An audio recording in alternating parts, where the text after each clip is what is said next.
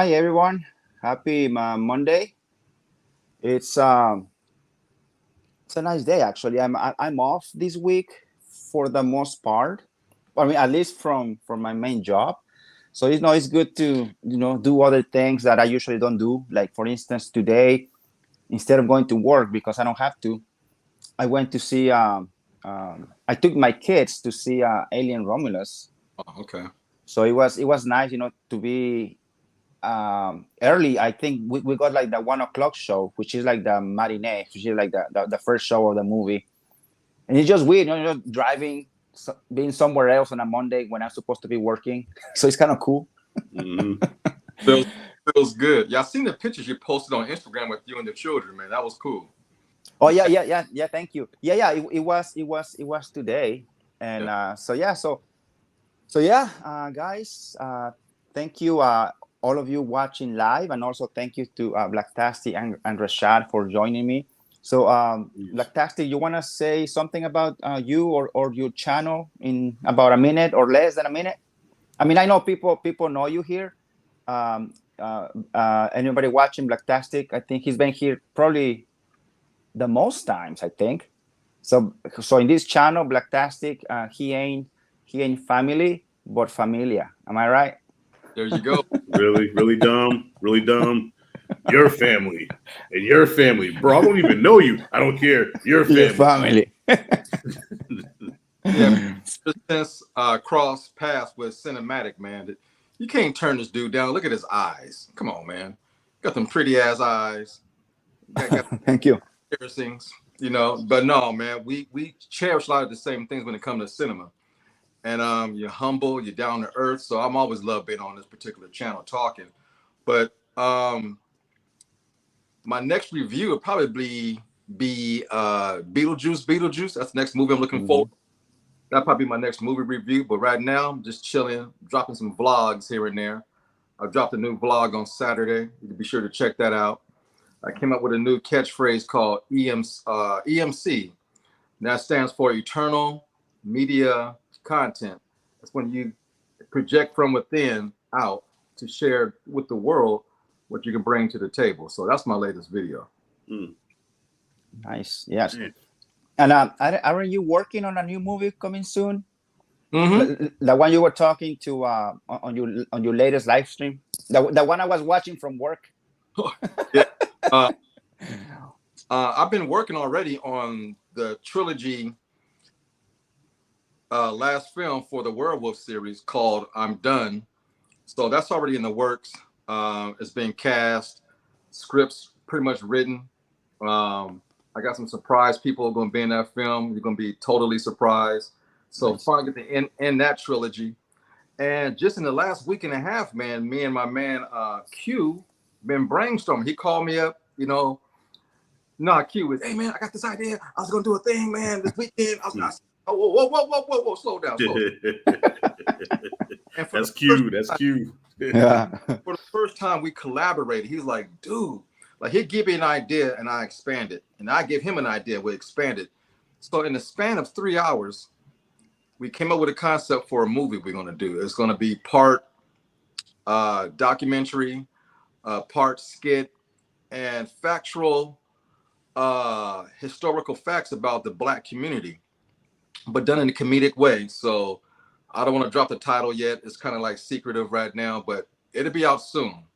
I was in LA recently, last week. And when I was out there, I got some footage for the film, some LA footage. And there's nothing like LA or New York when you get the actual footage to add to your film. So it's going to be something that I think is going to shake up YouTube. I think it'll be something that people who don't understand what goes on in the hood, you will definitely find out through this short film. Oh, very nice. Very nice. Yeah, Yeah. Q is funny. I like him. He's great. He's like the only YouTuber that I know of, not only personally but also on through his videos, that he does his reaction or movie reviews from the theater Hmm. using drones. That's awesome. Yeah, it's just tight. Yeah. or riding his what is that called, the wheeler or whatever. like a electric skateboard. What is it called? Yeah, that wheelie. Yeah, I don't know what that thing is called, but it's like a one wheel type skateboard, hoverboard Yeah, type yeah. thing. Yeah. I like when he's writing that thing and doing his review, but still he wouldn't pay $30 to park that thing. Man, look, hey, let me tell you something, yo. The check better be in the mail because he hit me up and he was like, bro, he said, I can't post this video because he sent me the whole video. He says, I can't post this video. So I watched it and I said, listen, if you don't post this whole thing, you got to post that last bit.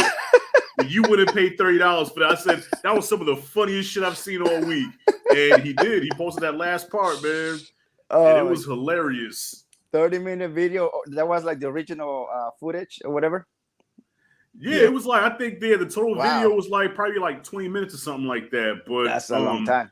But just that last part, I said, bro, you have to, if you don't post nothing else, you got to post that last one right there. I'm telling you, that shit could go viral. Oh, that was hilarious, man. Yeah. $30? $30, like, Nick, you crazy? I put him on the comments. Hey, dude, that's the beauty of flat rate. You know, you can park that thing for $30 or an 18-wheelers, whatever. Yep. Yeah. Well, what made it funny was the attendance was just so nonchalant. Like, look, yeah, $30. I don't care what it is. You know, you got to pay $30 to park. I got to pay $30 to park that shit. Yeah. It's a flat rate. It's a flat rate. I'm sorry. Right. That was a funny video. Yeah. Anyway, so when we also have Rashad from Rashad G Reviews. Thank you for being back. And want to say anything about you or your channel in a minute or less or whatever? Yeah. So to those that don't know, I'm Rashad from Rashad G Reviews. So I mainly talk movies, pop culture, anything that comes in this crazy brain of mine. I just put it on wax. Sometimes I'll be on one. Sometimes I'm normal. Sometimes I talk, out my head. You know what I'm saying? And latest video that I'm working on, I collabed with Blacktastic last night. We did a versus, right? We did a King of New York's Frank White versus New Jack City's Nino Brown, who was the real King of New York in the 90s. So I'll be dropping that video tonight, most likely, because I'm putting the finishing touches on it as we speak. Well, before I got on this live stream. So yeah, that's about it, man. That's all about me, Awesome. I curse, so but my channel's not for little ears, not for virgin ears, because I do say some stuff. Okay, I'm from New York, so I can't help it. My daughter says I should have been canceled a long time ago, but I'm still here. Yeah, thank you for joining, and everybody watching. As usual, I'm gonna put their link to their YouTube channels down in the description below.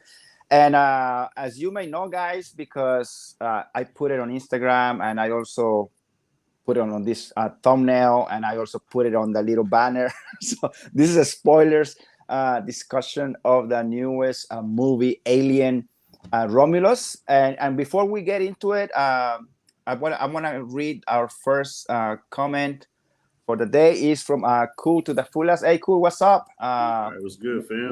What's good, y'all? That's what he says. Thank you, Cool, for watching. Thank you for supporting. And Blacktastic, I saw your video review, and I want you to share with us, or for those people who don't know yet. I like that tradition that you mentioned at the beginning of the video. I thought that was awesome, dude. Can you just share with us, like, now? Yeah, ever since Aliens came out, I was too young to see Alien in theaters. But ever since Aliens, I have a tradition. Whenever a new Alien movie come out, me and my homeboys, we all take the day off work and we go to the earliest showing. And normally if it was a summer movie, it's like 10 o'clock in the morning. And we did that since Aliens all the way up until now. We all take the day off work. Awesome. We carpool. We get there, get our popcorn, our sodas, and our candy. Well, we sneak the candy in. Aliens is a part of my life, man. It's part of my culture, part of my DNA. It is easily it's the most creative creature ever created in cinema. The perfect organism, Mm-hmm. it was before its time. And I went back and watched Aliens when I was younger. After I seen Aliens, cause I was too scared to watch it because of the trailer. The trailer scared me. You know, you seen this big old egg cracking, and the planet looked like a big ass piece of rope. You know, I'm like, man, what's going on here? And then, I'm like, you know, so I seen Aliens. I'm like, now I gotta go back as a teenager and watch Alien. Fell in love with it, man. It's one of the best movies ever made. And in the 1970s, they were unapologetic about having grim endings. And it was a movie I seen, you did not know who the survivor was. And I was like, wow, this skinny woman walking around with her butt crack hanging out in some panties is of the movie. Yeah. And that and the first Ghostbusters, I fell in love with Sigourney Weaver. I'm like, man, wow, she is a hell of an actress, because she's one of the few women who can hold her own with a man toe to toe. And man, and Aliens, people forget, man, she was nominated for supporting actress in that movie, nominated at the Oscars. And I forgot who she lost to, but hey, man, that's a hell of an honor for a sci-fi space horror action movie. I never seen. Not even Linda Hamilton got that for Terminator. That's never happened for her. Sigourney special. It became her series after that. And like I said, man, this past Thursday, I took the day off work, went to the 3 o'clock showing, and the people there, we were all feeling the vibe. They did the same thing. They skipped work. They was there. Just toasting our sodas, you know, eating popcorn, getting ready for another Alien movie. And man, it's the best thing in the world, man. That's what cinema is all about for me. Dude, yeah. When you said that at the beginning of the video, I'm like, oh, that's a pretty cool tradition, bro. I love it. I love it. And just like you, I missed the first Alien in the theater. Actually, I missed. Well, the first one I wasn't here yet. The second one, I watched that one, but I also the second one, I haven't seen it in theaters yet. Like, I would love to watch it in theaters. That Alien 3, I remember when it came out, but I missed it in theaters too. And like you, I appreciate that movie because I know you do, Blacktastic, Alien 3, and most people don't. But that's okay, you know. It is what it is, you know. And then Alien Resurrection, I remember that one. I didn't see it in theaters, even though I was already in my teenage middle school. I think I was when it came out. That's the worst one. But I about that one, I remember when they were advertising that movie.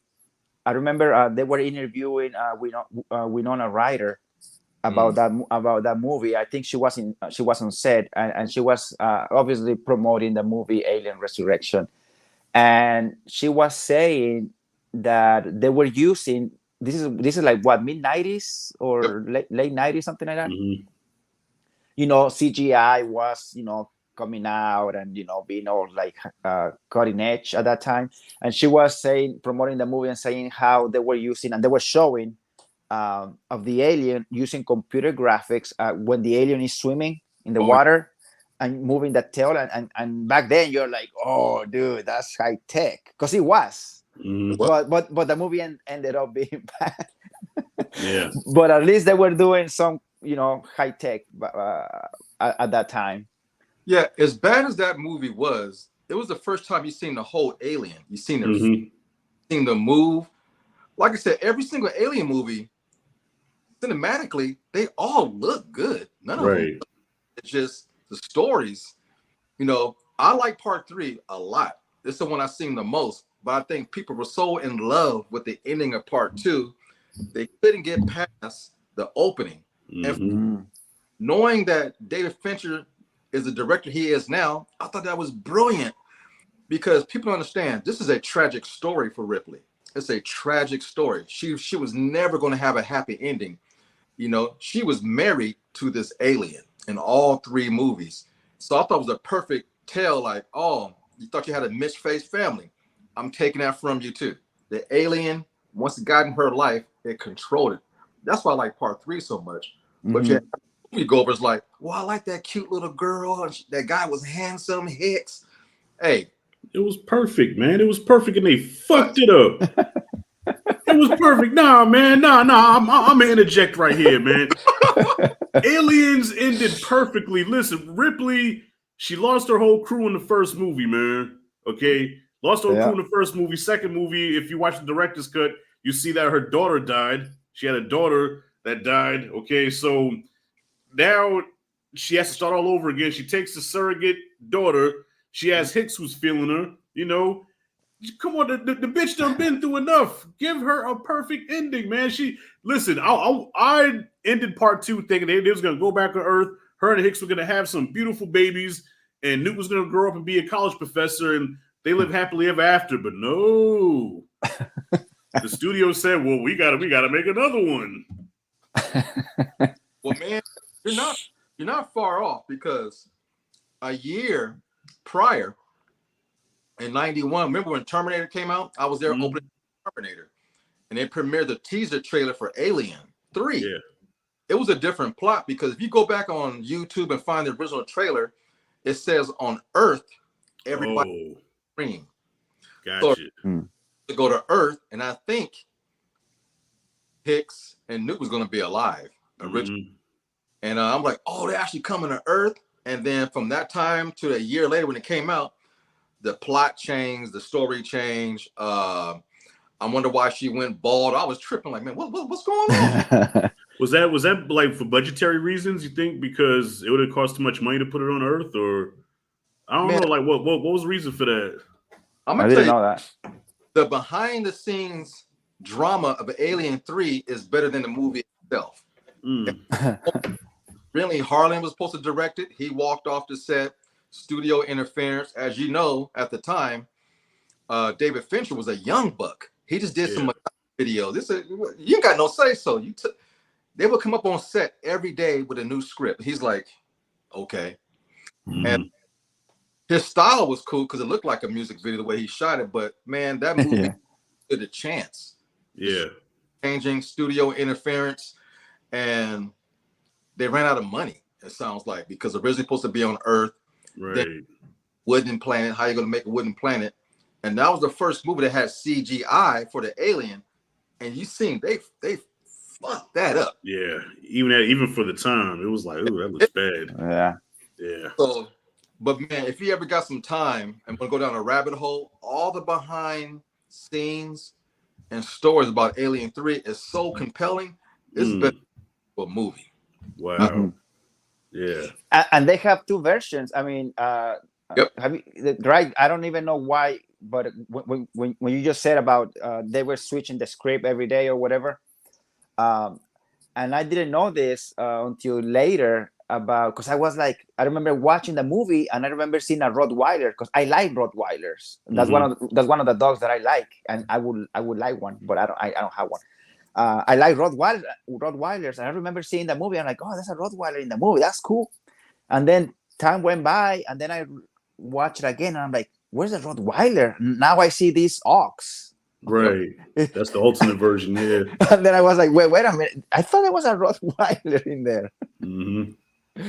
So you guys know the difference, or just a different cut or different edition that you said, Rashad? Yeah, it's a different cut. Yeah, like I got both versions. Yeah, and both of them, like for the most part, they're kind of the same, but they did change. Some things. Like I think even the ending with the alternate version, Ripley doesn't die with the alien busting out of her chest. She just kills herself.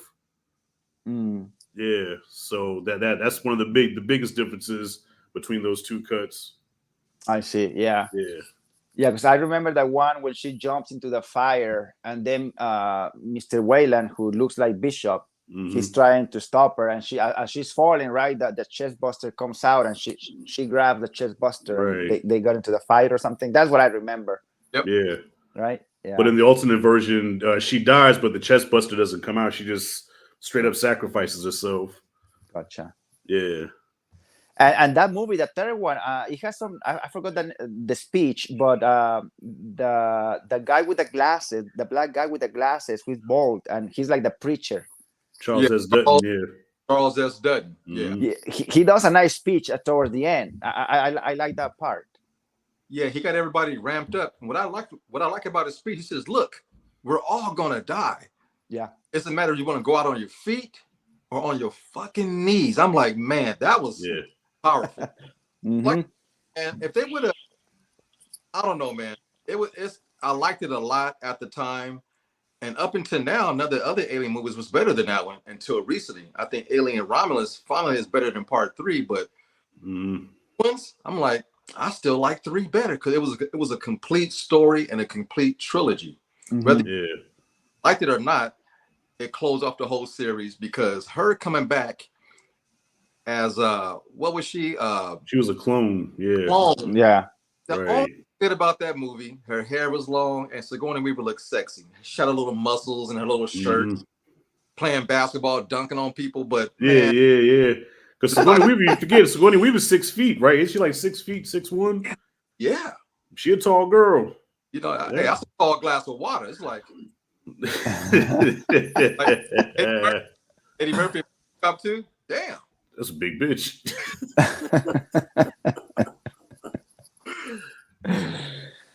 Yeah, I remember that part, the basketball scene, and then what's the name of this guy, the actor, the Hellboy actor? Oh yeah, he's in there. Ron Perlman. Yeah, he's in that movie. I remember the guy on the wheelchair. He got it.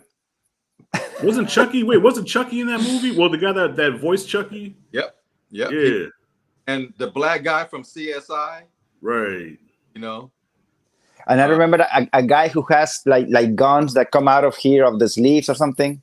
Remember, like little things like that. Like some of those characters, I mean, they're not as memorable as the character like Vasquez, Hudson, Hicks, all these other guys. Yes, Aliens was perfect, man. Perfect. Yeah.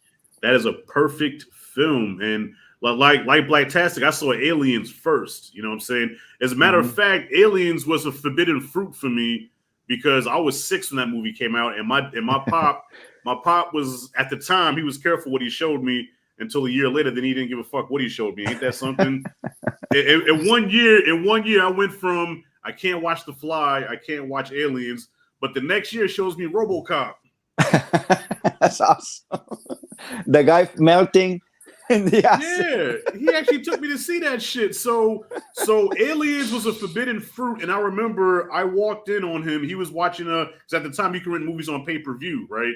So when they left the theater about a month or so later, it was on pay-per-view about a month before it came out on VHS. So he rented it on pay-per-view, and I walked in on the part where Ripley and the alien and the Queen fell down the shaft, and she was holding on. That's where I walked in. I said, what is that? My dad said, boy, get out. Get out. I said, man, sure, I can never watch nothing I want to watch. So as a rebellious kid, I wanted to watch the movie so bad, and I happened to have a sleepover at my cousin's house, right? My older cousins. It was like 10 of us over there. We had our pallets on the ground, our snacks and everything, our blankets and shit. And guess what they put on? Aliens. Nice. And that was like the most thrilling experience of my life at the time. And we loved the movie so much where afterwards we were naming ourselves after the characters and playing out the scenes. So it's like, okay, I'm Hicks, you're Hudson, and cousin Angie, you're going to be Ripley. And we used to act out the scenes. So now fast forward, I didn't know Alien existed. I didn't know Alien was even a thing. So we happened to be in the video store. And I said, Alien? Is that like Aliens? And I looked at the back of the box. I saw Sigourney Weaver. I said, oh, shit. This must be part 1. I watched it. I didn't like it. Very different movie, though, right? Very different movie. I didn't appreciate Alien until I got older, until I became like a teenager, and I started really digging deep into films and really, studying films. And then I was like, okay, this is a dope-ass movie. But as a kid, I was like, compared to Aliens, where motherfuckers is getting shot and there's like a whole bunch of them, it's just one alien, and you barely see it. I'm like, this movie sucks.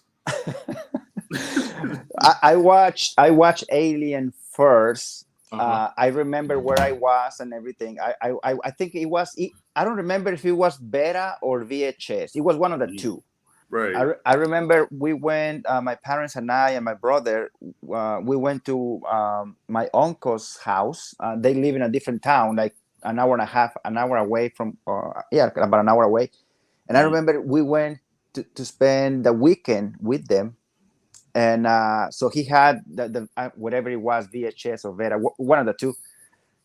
And then it was a Saturday night because we got there for the weekend. So that Saturday night, I remember like he rented a movie. So he put on it and they were like, hey, we're going to watch Alien the Eighth Passenger. I don't know what. So I remember it was my uncle, his wife, and my parents. All four, they were in my uncle's bedroom and they were going to put the movie. And then for whatever reason, I guess I just walked in like from the very beginning, and I was probably like 8 or 9.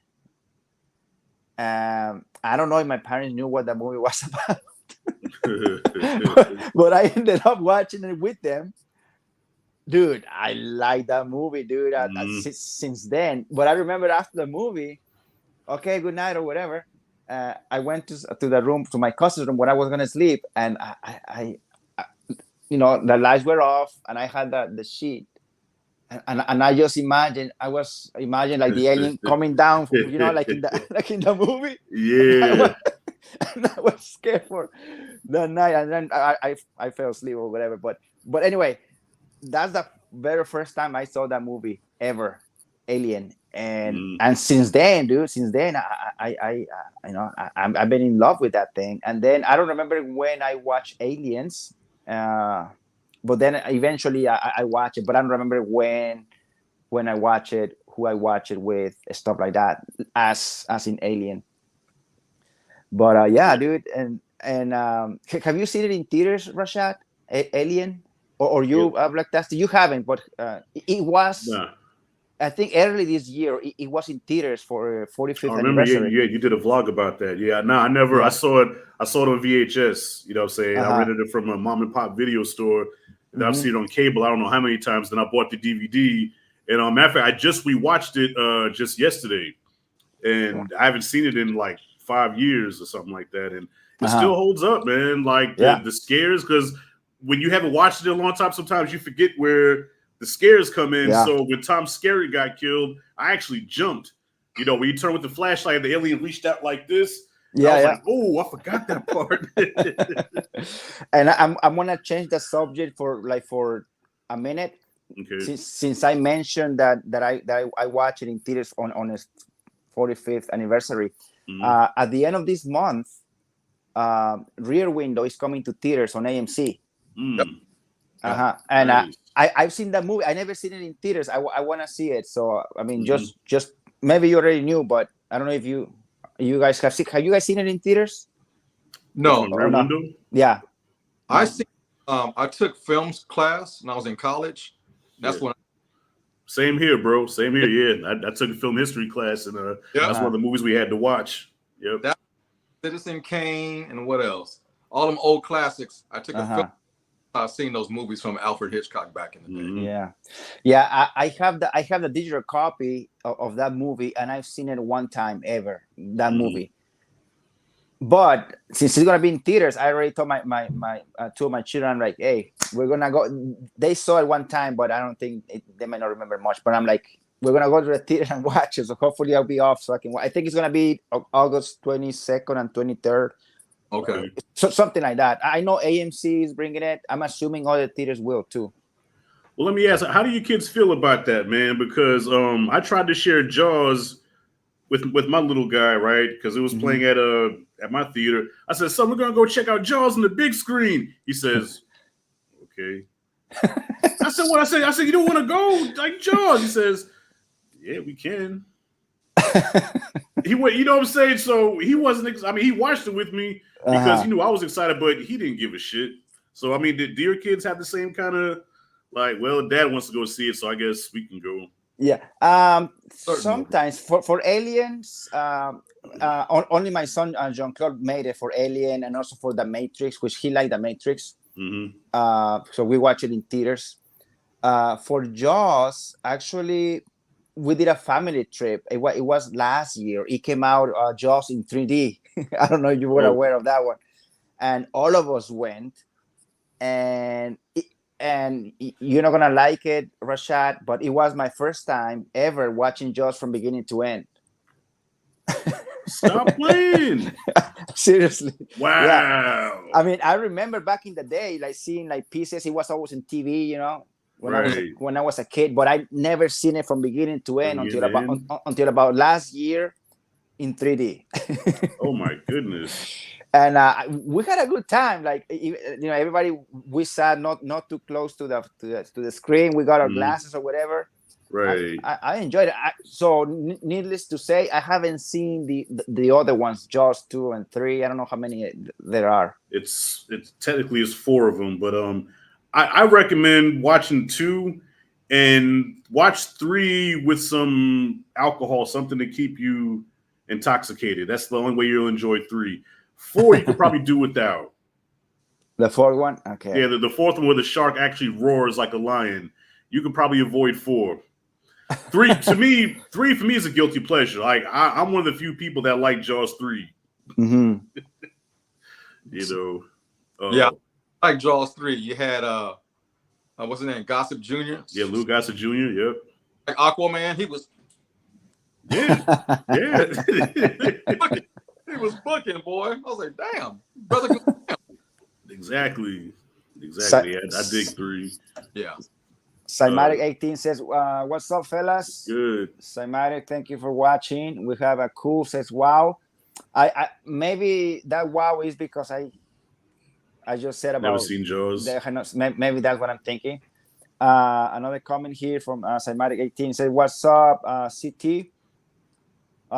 Is that Connecticut or what CT stands for? Cinematic Tennessee. Oh, Cinematic Tennessee. Connecticut. That's your initials, man. I was like, yeah, somebody's watching from Connecticut. I know, right? All right, what's up, Cinematic Tennessee? What up, Blacktastic? And what's up, Rashad G? Yo, what's good? Oh man, that was funny. Thank you, Rashad, for yeah, no problem. Wow. CT, who the fuck is CT? That's you, motherfucker.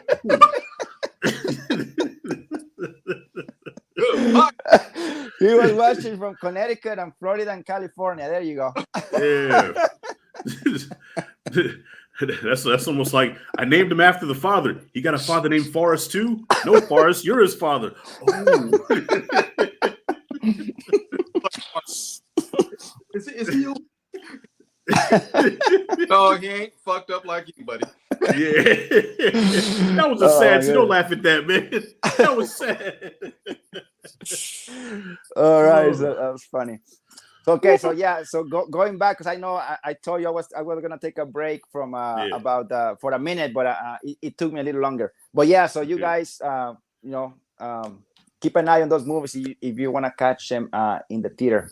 Okay. So Alien Romulus, it was my most anticipated of the year. Of course, I'm still excited for movies coming up later on, but it wasn't Deadpool, even though I was excited too. But my most anticipated was Alien Romulus. And I know you guys were excited too. Was that your most anticipated, or one of them, or what was the deal with both of you? Like what was where was Alien Romulus in your most anticipated movies of 2024?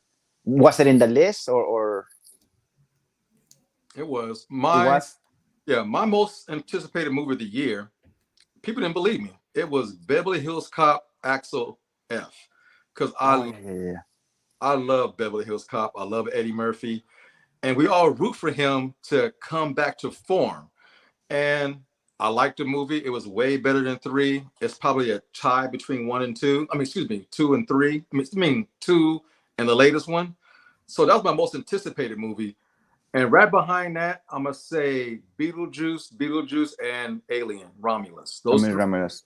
Because, films are from my childhood, and they're all sequels. And I was happy. All right, yeah. Romulus didn't, I knew I was going to see it, but it wasn't on my list of most anticipated just because this franchise has been so hit and miss, you know what I mean? So I wasn't overly excited, but when I saw the trailer, that Yeah. changed. And then when I saw who was directing it, your boy that did Evil Dead, I said, okay, it made the list really quick. But my most anticipated movie has not come out yet, and that's Terrifier 3. I've been waiting for that since 2 came out. Yeah.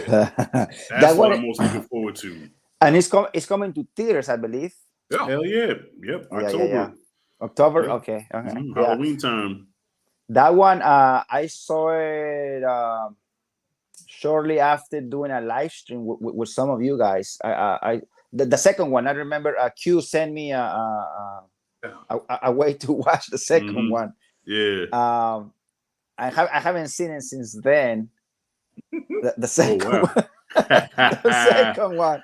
It's a heavy movie, man. It's a heavy movie. Yeah. It's heavy. Yeah. See, Cinematics not telling the whole truth. After he watched part 2, he got them blinkers again that night, was doing like this.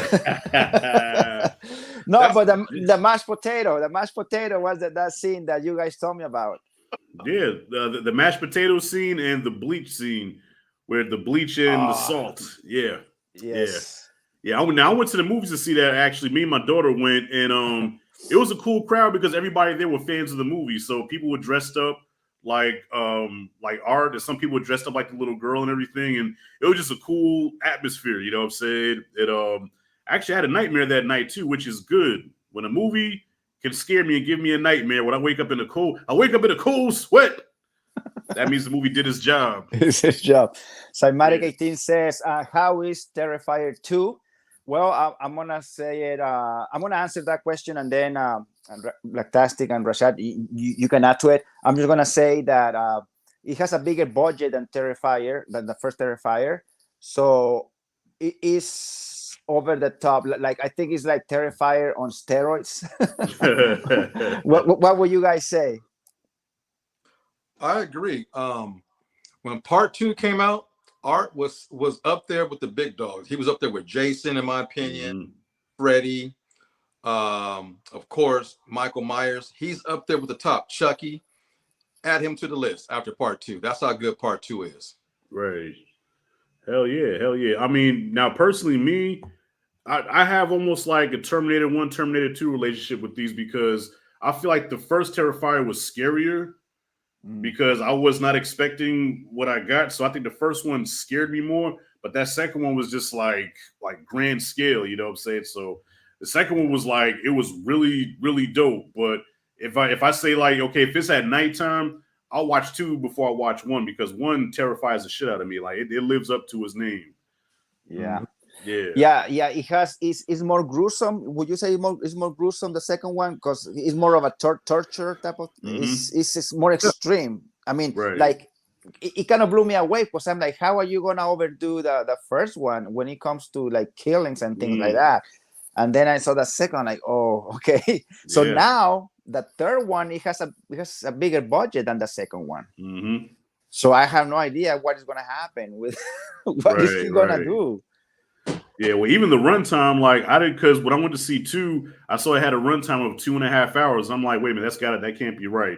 I've never seen a slasher movie over like an hour 40 minutes. You know, typically slasher movies fall between hour and a half to like, you know, hour 40 or whatever.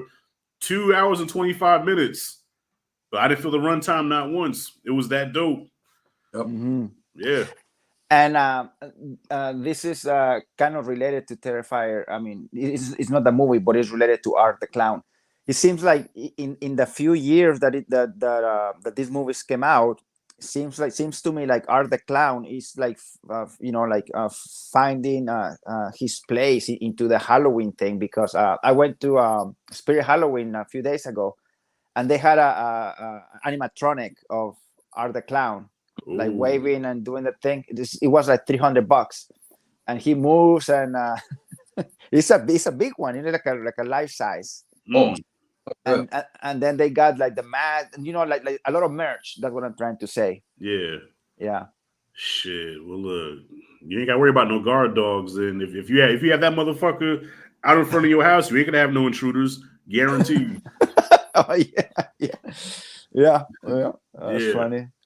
But so that was Terrifier 2. So yeah, we're gonna see how the third one goes. But so yeah, so Alien Romulus, man. So yeah, I got to see it, like I was telling you guys, twice so far. One on opening night, like you guys, and then one this morning with two of my kids. And I'm gonna say that I I I grabbed a few more things on my second watch, things that I missed on the first one, like story wise type of thing. So I'm guessing that maybe I'm gonna on my third watch, or the more times I watch it, maybe I'm gonna grasp a few more things. But uh, like for instance, the very beginning, I didn't catch it until this second watch. When Rain at the beginning, like she's like sitting on a mountain, and she's seeing like the sunrise, and then it was a dream, and I didn't catch that until today when I realized that in that planet there is no sun, right? Never. Yeah. So on my second watch, I'm like, oh, okay, that's why she was having those dreams of seeing the sun, because there is no daylight in that planet. Damn. Ain't that how Alaska is? In Alaska, like the sun never comes up, or no, the sun never goes down in Alaska, right? On which one? Alaska. Oh, in Alaska. Yeah. I heard something like that. They made a movie about it, right? I think. I think so. Yeah, I heard. I heard the sun doesn't go down. Like the sun is like up all the time. There's insomnia. There's a portion of Alaska, I think it's 3 months or 4 months, where the sun never comes up. Oh, okay, that's okay. I got it mixed up then. Okay. Damn. Is that movie? Is the movie Insomnia when they talk about that? No, I don't remember Insomnia. Yeah, something like that, I think. Mm-hmm. So yeah, so the beginning of the movie, to me it was nice. I found it a little slow, like maybe the first 20 minutes. But by slow, I don't mean boring, because I wasn't bored the first time nor today. But it was just kind of building up a little bit of the characters. Mm-hmm. Were the characters likable to you guys, or just okay, or there was a few that kind of stand out? Even the main protagonist didn't do nothing for me. Mm-hmm. About the black android, man. He's Andy, yeah. Lines, but even the main girl, people was like raving about it. I'm like, I don't see nothing special.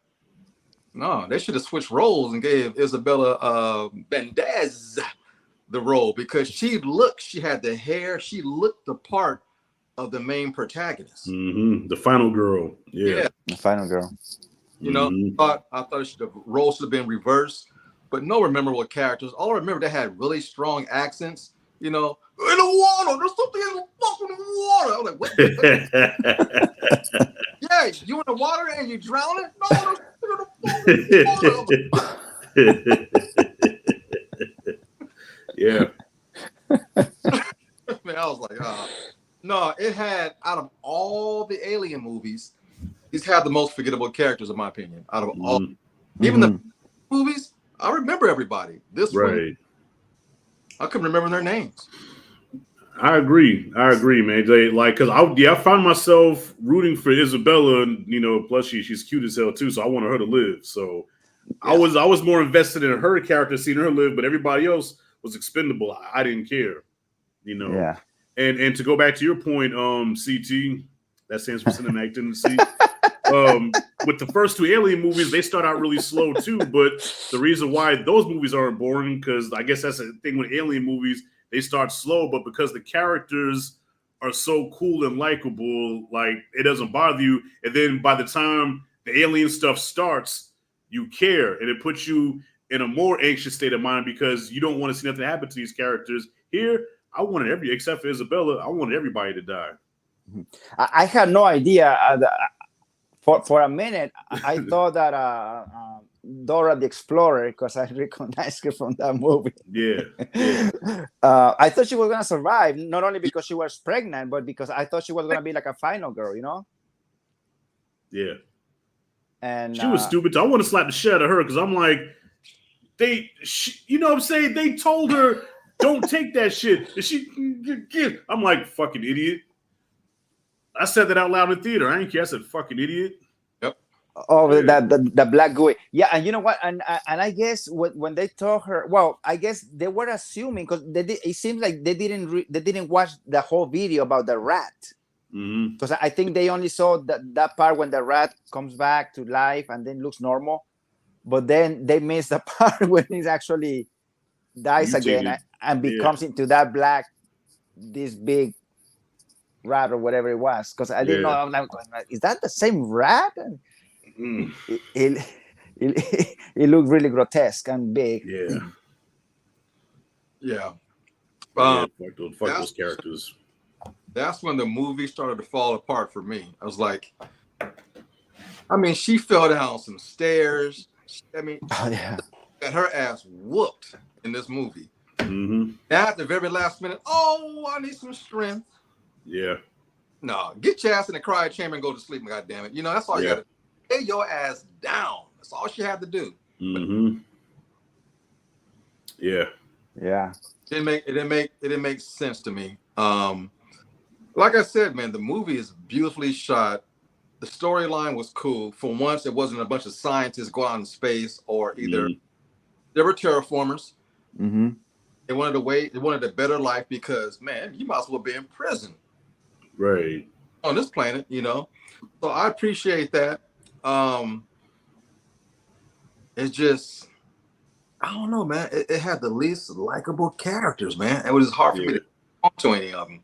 So I couldn't wait when the movie got going, you know. Right. Yeah. So that saved it for me. And you know, it had potential to be the third best, and it still might be for a lot of people, but I don't know. If I had to pick what I'd rather watch, I'll pick Alien 3 before I watch this one again. I'm being honest. Good. I'm sorry. Good. Oh no. Oh no. Well, there were moments of brilliance. Like, Blacktastic, I'm right there with you, bro. There were moments of brilliance in the movie, like, and real terrifying moments where I'm on the edge of my seat. And I did have a thought where I said, "Yo, as of right now, with 30 minutes left in the movie, I said there's only 3 Alien movies that count: Aliens, and this one." I said, "This motherfucker bad." And then that third act happened. And, you know, I get it. They were ambitious. They wanted to try something different. That's another thing with the Alien movies is that there's always a kind of like a twist that you don't see coming. Like, you know, like Alien, it was, the chest buster, and it morphed and it grew into this big creature. And then Aliens, you had the Queen, which nobody saw coming. 3, I guess Ripley being pregnant was like, I guess, whatever. And then the newborn in Resurrection, which brings me to my next point. I heard this on Double Toasted, so I want to give a shout out to Double Toasted, but I thought this too. They borrowed from Alien and Aliens, right? So there was like so many callbacks, even down to Ash, you know, so many callbacks to both of those movies. And I'm like, this is like a love letter to us. Yeah. But why would you reference one of the most hated in the franchise? Like, you had me going. I'm like, and then I went to. Yeah. Why did you do that? What? Resurrection? And he had a little bit of Prometheus because that kid looked like had the face of the engineers, right? Yeah. Why? It was so gangly and goofy. It was like a 15-year-old going through puberty that hit like a 20-inch growth spurt, and they haven't got used to their body. So it was like, hey, I just hit a growth spurt, and I don't know how to handle my new height. That's how the motherfucker was walking. I say, ain't nothing menacing about this.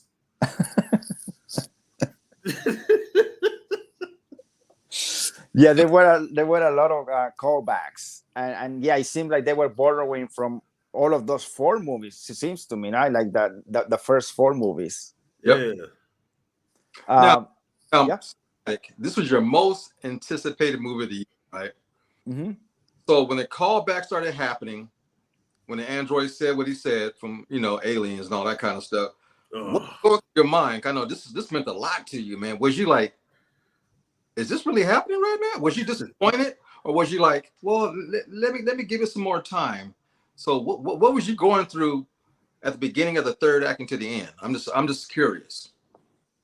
Oh, like whenever the little baby starts going on.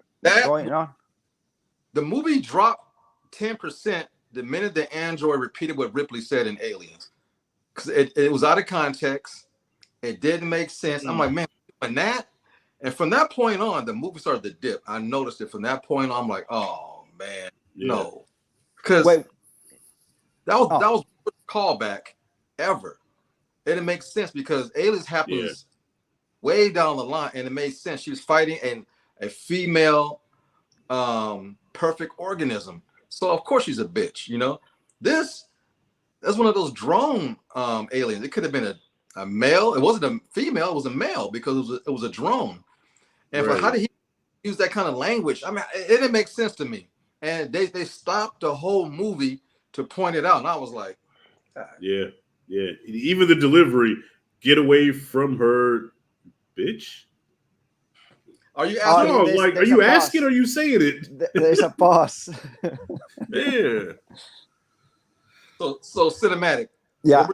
Now, at that point, what was going through your head, man? I know this was like big for you. Yeah. I didn't mind that quote, but I wasn't cheering. And I know like some people were cheering in my theater the first time. Even this morning, there were a few more. Today it wasn't like super crowded because it was the 1 p.m. show. So I didn't mind it, but I wasn't like excited either, like some people. But now I think you mentioned something like that in your video, right? I think Blacktastic, you mentioned about that quote. Yeah. Mm-hmm. And then today, after watching the second time, I was like, okay, so then I guess Andy, he's like the original character who says that quote. So because what the fuck was that? Oh, those balloons. He did like this. Watch. It'll happen again. Yeah, like the timing of that dog. I'm glad I wasn't drinking, man, because as soon as he did that, the balloons came out. I was like, what the fuck was that? It's high tech. That scared the shit out of me, man. If you're talking Terrifier shit, I see his damn balloons come up. It's Pennywise. It's Pennywise in here. So I guess the character of Andy is the one who says that quote first in the timeline, because this movie happens in the middle. Yeah. So I don't know. I think people are gonna take it as something cool or as something like, come on, he's not the original. Mm-hmm. Like that. Like he's not the one who said that phrase in like originally. Right. So I guess it can be taken both ways. I mean, like I said, I didn't mind the quote, but I didn't get excited as well. And I kind of saw it coming. I guess everybody did when he said, "Get away from you." I mean, get away from her. I think most of us or most people who have seen the movie knows what's next. Q Reviews. What up, you all? What up, Q? What up? What's up, Q? You see. Sorry, I missed this one. The Legends in here. Yeah, Q. Next time, brother. Yes, sir. I would love to have you back, and if everybody here is gonna get paid $30, $30. so you can pay $30 to park that shit, man. $30. Fuck. So Q, next time you show up, you're gonna get $30, bro. Oh, that was golden. Was good. Q Reviews from Cool to the Fullest. What up, though? Oh yeah, he's saying he's saying what up to Q, and I guess Q is he's in for those $30. Flat rate, baby, flat rate. Yeah, I mean, some of the other callbacks, there were a lot of visual callbacks and some of the quotes. The first one that I noticed, it was that little bird-looking thing that is like, what are those called? I don't even know what are those for. Just for the stress or whatever. I don't know. But yeah, I don't remember. Yeah, I mean, even with the guns that they had from Aliens, like, yeah, I could have sworn they took a shot right from the movie where Hicks was showing Ripley how to hold the gun. I was like, that looks like the same exact shot. Yeah, he did. Yeah. Because I saw, and actually today, on my second time, I was gonna. I felt tempted to take my phone and take a screen, take a photo, and then do like the parallel comparisons, in an Instagram post, but I didn't. But I thought about it. Yeah, it's like that was like the same exact shot. Yeah, yeah. That one upset me, and the other one, when Rain comes out from the corridor, the wind's blowing, her hair is short, she's holding the power rifle. I'm like, that's Ripley from Aliens. You ain't yeah. Tank top. I'm like, man, get the fuck out of Yeah. here. I wonder what Sigourney Weaver thought about that. Like, I wonder how these OG actors feel like when they see somebody. I mean, I guess it's called paying homage, but like, dog, you're biting my shit. Like that's mine, and you're biting, man. And the most iconic scene from Alien 3, when the alien comes up to the head and she's like, wondered, how in the hell she gonna get out of that? We didn't know that she was impregnated, and the alien realized that. But they did the same thing in this movie. Homie's all like this, and the alien comes, and the mouth opens up. And I'm like, she should have. Which, by the way, Blacktastic, like we were talking earlier about Alien 3, how most people don't like it or whatever. That movie, that's one of the most iconic scenes of in the entire franchise. Like with that. So I was just saying that. But I will say this though, the practical effects with the aliens in Romulus, top fucking tier. Like, man, like you said, how in Resurrection, what the hell? Hey, Rashad, do something with your fingers. Something. Right. Go slower. I'm tripping.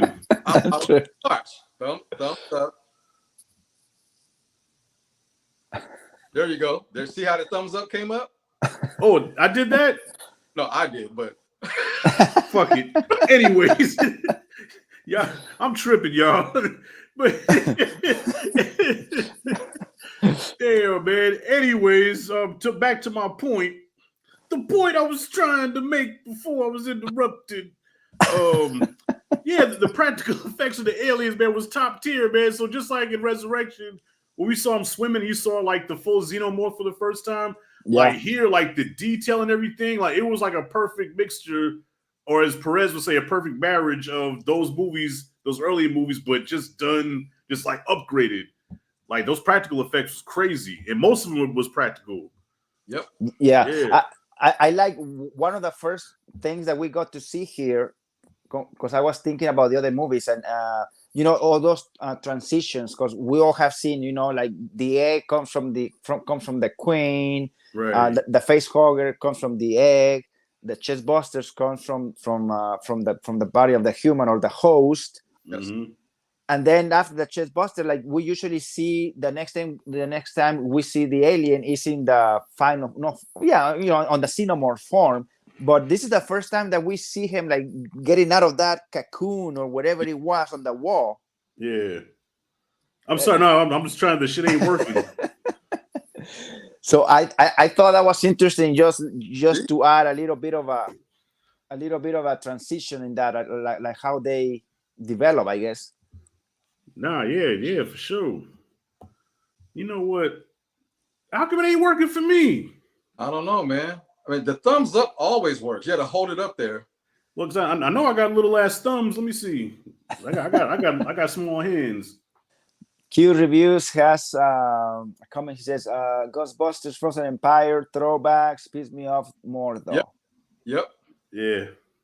I feel like I was thinking about this before I logged on to be a part of the live. It seemed like social media has gotten so popular that we control movies now. You remember when Sonic Part 1 came out, they released the image of it and no one liked the way the humanoid thing. They changed it. And I think now the nerd community is making these directors do all this special fan Pressure. Yeah. and ruining movies. Frozen Empire is a perfect example. That last Ghostbusters movie before that one was like good, a passing of the torch. This is cool. And this last one, I was like, what are you doing? Yeah. And this last Alien movie, it's like it was made for us because we're fans, but it was the worst part in some of the scenes that they're paying homage to these other movies. I'm like, man, but all the nerds in my movie theater, they were clapping. Most of the people, when that scene was done where she said, "Get away from her, you bitch," most of the people groaned in my theater. Only a handful clapped. And I think as far as cinema, that's where the problem is starting to happen now. Social media is controlling a lot what happens in Hollywood. Damn, I didn't know we had that much power, man. We do, you know. We do. I mean, I'm trying to think of some other examples that changed some things too. Oh, Zack Snyder, director's cut of Justice League. We controlled that. Good example. Yeah. You know, Perfect. Okay. Let's see what you got. We do have a voice, but sometimes the wrong people are speaking.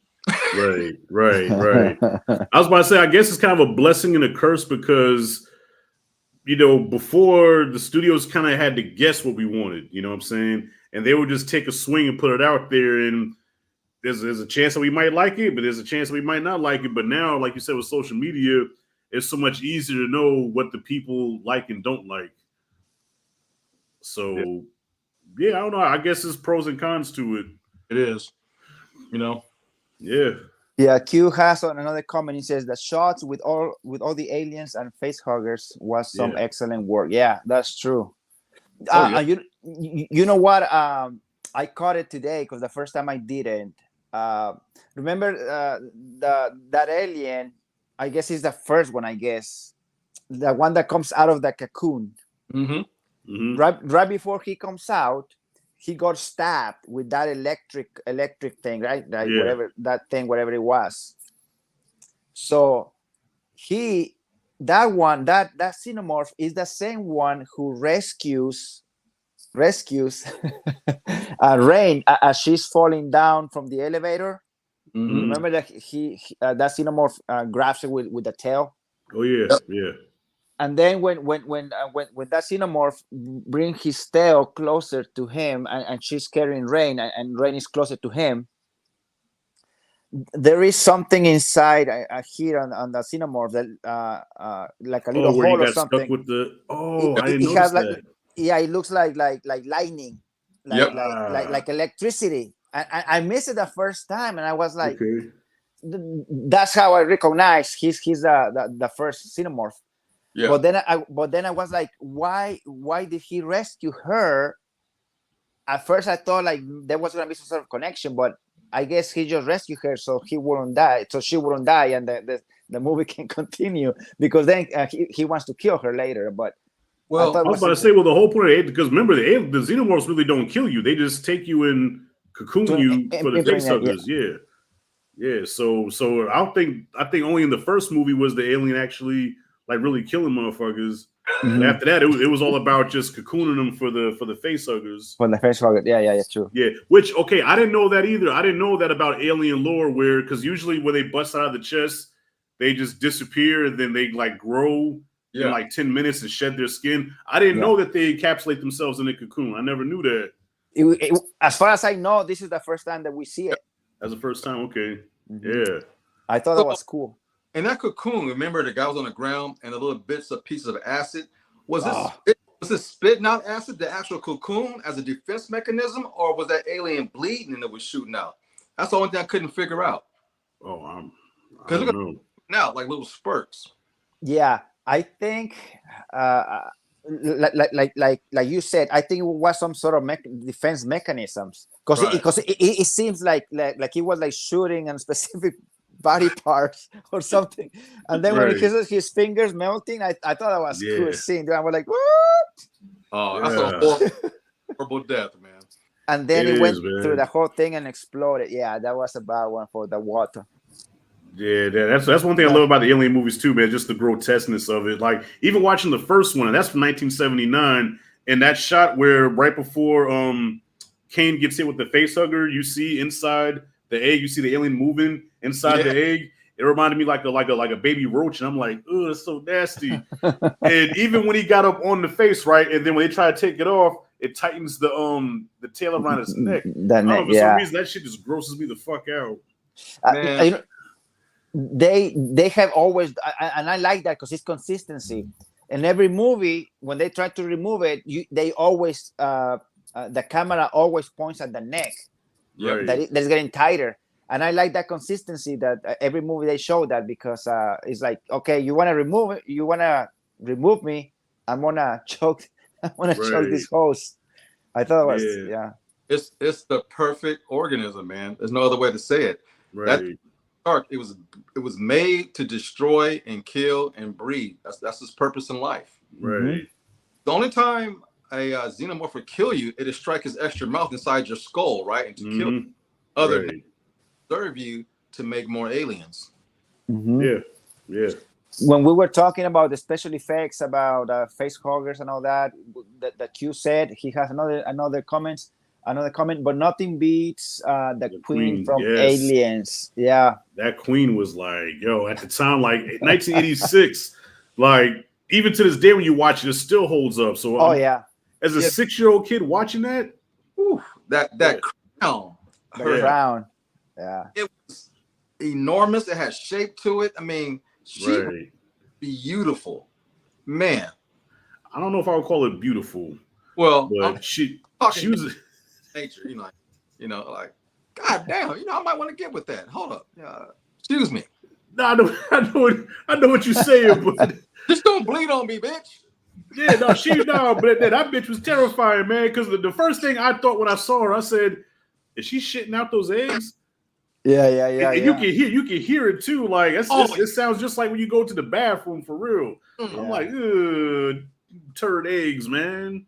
What got me is how she breathed before they showed her face. It was going, yeah. I'm like, man, what am I watching? Yeah. And showed her from life side how Sigourney was looking at it. I'm like, right, man. That was a trip. Messed me up. That's another thing I hated about Resurrection, dog, was, the queen, like you said, the queen in Aliens was like, you've never seen that before. Like, that was almost like Kong. And then in Resurrection, she gets killed so easily by the newborn. I'm like, you just wasted the queen. Yeah. What kind of shit is that? I like the queen also. I think they did a good job. That movie is a guilty pleasure for me. AVP. Yeah. The first one is a guilty pleasure. I liked it. I like it. I own it. I like to watch it. But anyway, that queen in that movie, they did a really great job too. That's what, 2006, 2007, 2004. Yeah. 2004. They did a good job with that queen, and I like how she even runs and she starts like chasing and going through those the skeletons of the whales or whatever, the bones. Yeah. That's what I'm saying. The queen is badass because she's the queen, man. So, I mean, I get it. I guess they wanted to make the newborn look like the new big baddie by taking out the queen, but I'm like, it's a newborn. This queen, we've been loving this queen, like this beautiful queen, for years, and then you bring this newborn in and take her out like that. Yeah, that's a bad. I don't even want to talk about Resurrection. I ain't bringing Resurrection up no more. That movie pissed me off. I don't even want to talk about it. I watched the movie with my dad, and and my dad was disturbed by that movie because when the newborn, where Ripley betrayed him, and she threw the blood on the window, and then he like went through there.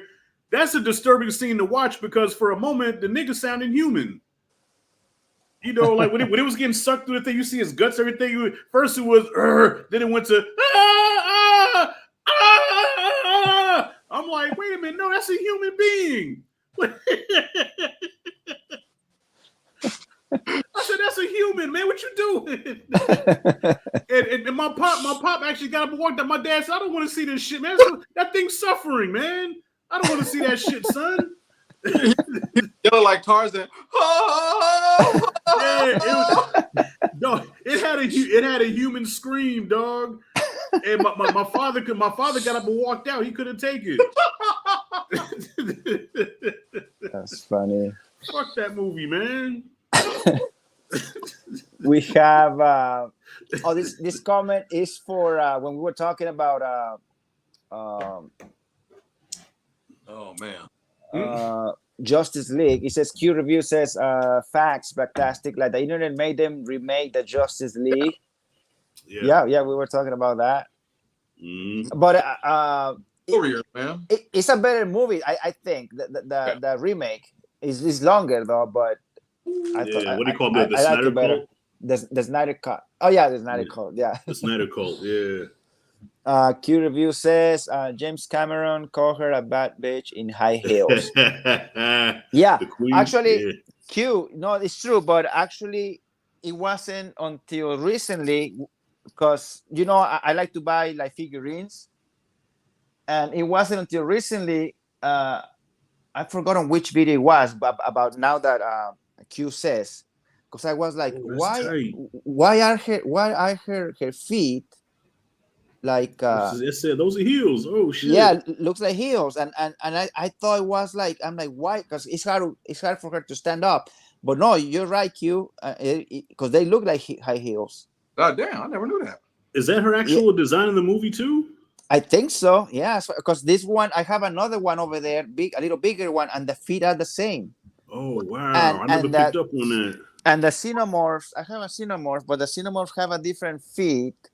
The like flatter, like this one. Like in the first movie, but only the queen has those high heels looking thing. I never noticed that, bro. Damn. That's crazy. Damn. And that's the crown that Blacktastic was talking about. Yeah. Shit, just call her mommy. yeah. So about those callbacks, it was. I'm not gonna lie, dude. It was nice to see Ash back, even though Ian Holmes, that's his name, right? He's no longer with us. Yeah, he passed away. Yeah, he passed away a few years ago. It was nice to see him. I believe that the voice, it was by him. According to the credits, I guess they used technology to AI or whatever. Yeah. But the CGI for his face, it was iffy at times. Yeah. Mm-hmm. Right. I in some scenes he looked good, and other ones looks a little iffy. But that's funny though, because how is it when you see like deep fake on YouTube? The deep fake is like seamless. Like you can't even tell. Like when they, like say like when they put Jim Carrey's face on Jack Nicholson for The Shining, that was flawless. But for some reason in the movies, I don't know why they can't get it like how deepfake does it. I don't understand. I don't know. Yeah. Q says, "Yeah, that's the design." I heard Cameron say that in the making of Aliens back in the day. Oh yeah, about the high heels. Yeah. Wow, that's dope. I never knew that. I want that Queen figure cinematic. Yeah, Q. I got it at Bad Boys Toys. I think that's the name of the website. Or I have it saved. I'll send you the link, Q, on Instagram on a DM. That's not what he wants. He wants yours. He said, What? Yo, CT, what you got my figure, homie? Yo, Pops wanted me to ask my figurine back. I wouldn't even trip. All right, Q. I'll tell you something, Q. If you're still there, I'll tell you something. Right here, bro. If you want it, you can have it for $30. $30. $30? Good Lord, that's a lot of money. Hey, how about I give you $1? You just send me the heels. $30, bro. Oh, shoot. Hey. That's funny, man. Hey, for $1, he'll take the heels, bro. Right now, he was like, okay. Okay. Bet. All right. Yeah. Oh my goodness. Dude. I remember. I just remember this part about the anti-gravity thing in the machine. Because at the beginning, you see that little rat like floating and then going back on the floor. And I was like, I wonder if that's gonna come back later, like the thing. And they did. Did you like that part, Blacktastic? Hell yeah, man! I'm telling you, the first 2/3 of this movie was perfect. Perfect. Because that's what you call foreshadowing. When they show stuff like that, you're like, oh shit, that's gonna mean something later. Yeah. Probably the best scene in the movie is the anti-gravity scene with the floating around, just using the power rifle to maneuver. Right. Yeah. Edge of my seat. The whole first half of this movie, I sat up like this, my hands were here. Yes. Man, this movie had me on the edge of my seat. The face hugger scene, when they're like have to walk real slow, but they're and certain things set them off. I never knew that before. Yeah. This movie brought a lot of lure, brought a lot of intelligence to the alien and the mechanisms. I'm like, man, this movie is like easily going to be the third best, if not the best. Because a lot of people like this one better than the original Alien. I almost put it there, bro. Before that, I almost said it was going to be Aliens, this one, and then Alien. Yeah. And I was like, wow. And it's just that callback from Aliens to me was the beginning of the dip. And then even though when homegirl killed that newborn, I like the way she did it. How she was hanging out, you know, and it looked like Saturn. It was going through like the little rocks and the rain. That part was excellent. If they could have just did that with a regular xenomorph, it would have been way better. Right. Place that newborn with a xenomorph. Movie's perfect. It might be number 2. Yeah. Number 2. And that way Isabella can live. Yes. I was mad. They killed her off. Yeah. Yeah. Real fine ass. Yeah. She grown, y'all. I don't care. Whoever watches Rashad, she grown. Oh, you mentioned that in the review, right? Yeah, she grown. All right. If you're over 20, you are grown. I'm with you. All right. So Q reviews $30. Hell no. Man, $30. White boys, the N-word, I lost it. I was I'm sorry. Wait, and then he hit it with the I'm a little drunk, but I'm right. Yeah. Yeah, I'm already in there. Right. I'm just fucking with you. Man, that's probably the funniest video of the year so far, man. That shit was hilarious.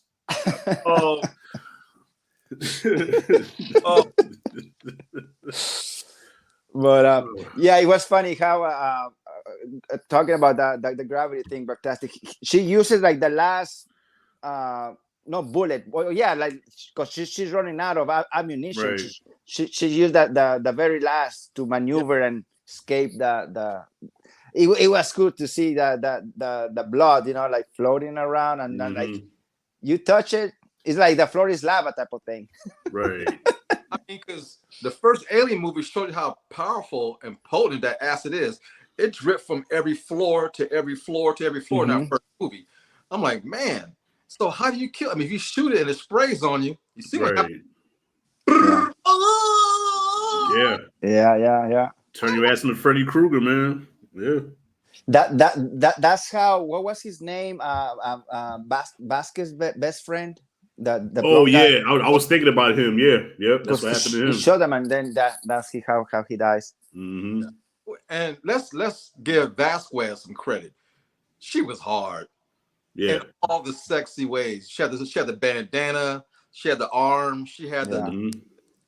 And she was really in real life. She was doing those pull-ups. Yeah, wasn't she like a bodybuilder before she became an actor? Right. I don't know, but I don't know if she was, maybe, but she was doing those for real. Yeah. Sexy. Yeah. Terminator 2, you're like, that's the same woman. That's the same chick. Yeah. Well, I thought she was really Puerto Rican. I didn't know she was Jewish in real life. Then she's also in Lethal Weapon 2. Yep. She's off the diving board and boom. Yeah. I mean, they did like this. Yep. She was also in Near Dark with Bill Paxton. Yep. But I thought she was straight Latina, Puerto Rican. Yeah. I thought the same, because I think they did something with her eyes for the movie, and she was a little darker too for her role. Yeah, she got tanned. Yeah. Yeah. I need to know one thing: where they are. Anytime, anywhere, man. Yeah, you go, Vasquez. Yeah, somebody said alien. She thought they said illegal alien. Yeah. And she sang up. Oh, dude, I laugh a lot with that scene.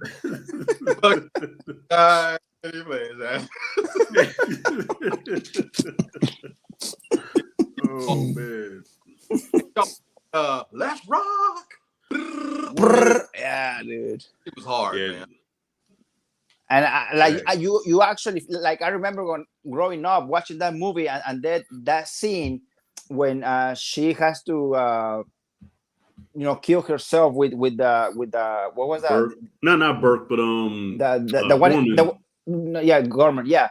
And they're like, okay, let's just I'm out of bullets, so let's use that grenade thing. And right, dude, that she went out like a G, because everybody else went out screaming, and like she went out, she had her foot on the alien's head. Oh yeah, still fucking him up, even though she lost a leg. Yeah. She was, and at the very end, my man finally stopped cracking jokes and went out like a G. He was, oh, you want something too? Yeah. That shit was tight. And and peep the shot though after they took your boy Hudson down, right? And Hicks was trying to save him, and the alien was hovering over Hicks over here, and the Hicks did some kind of move where he like shot up and killed the thing while he rolled out and got up out of there. That shit, Hicks was all of them were badass, man. Yeah, all of them. Basket was always, I don't know, like that scene was always, since I was a kid, that scene was always, kind of in my mind. Hey, Vasquez, when she died? Well, that one, and also the pull-ups, and hey, Vasquez, have you ever been mistaken for a man? Oh yeah, no, have you?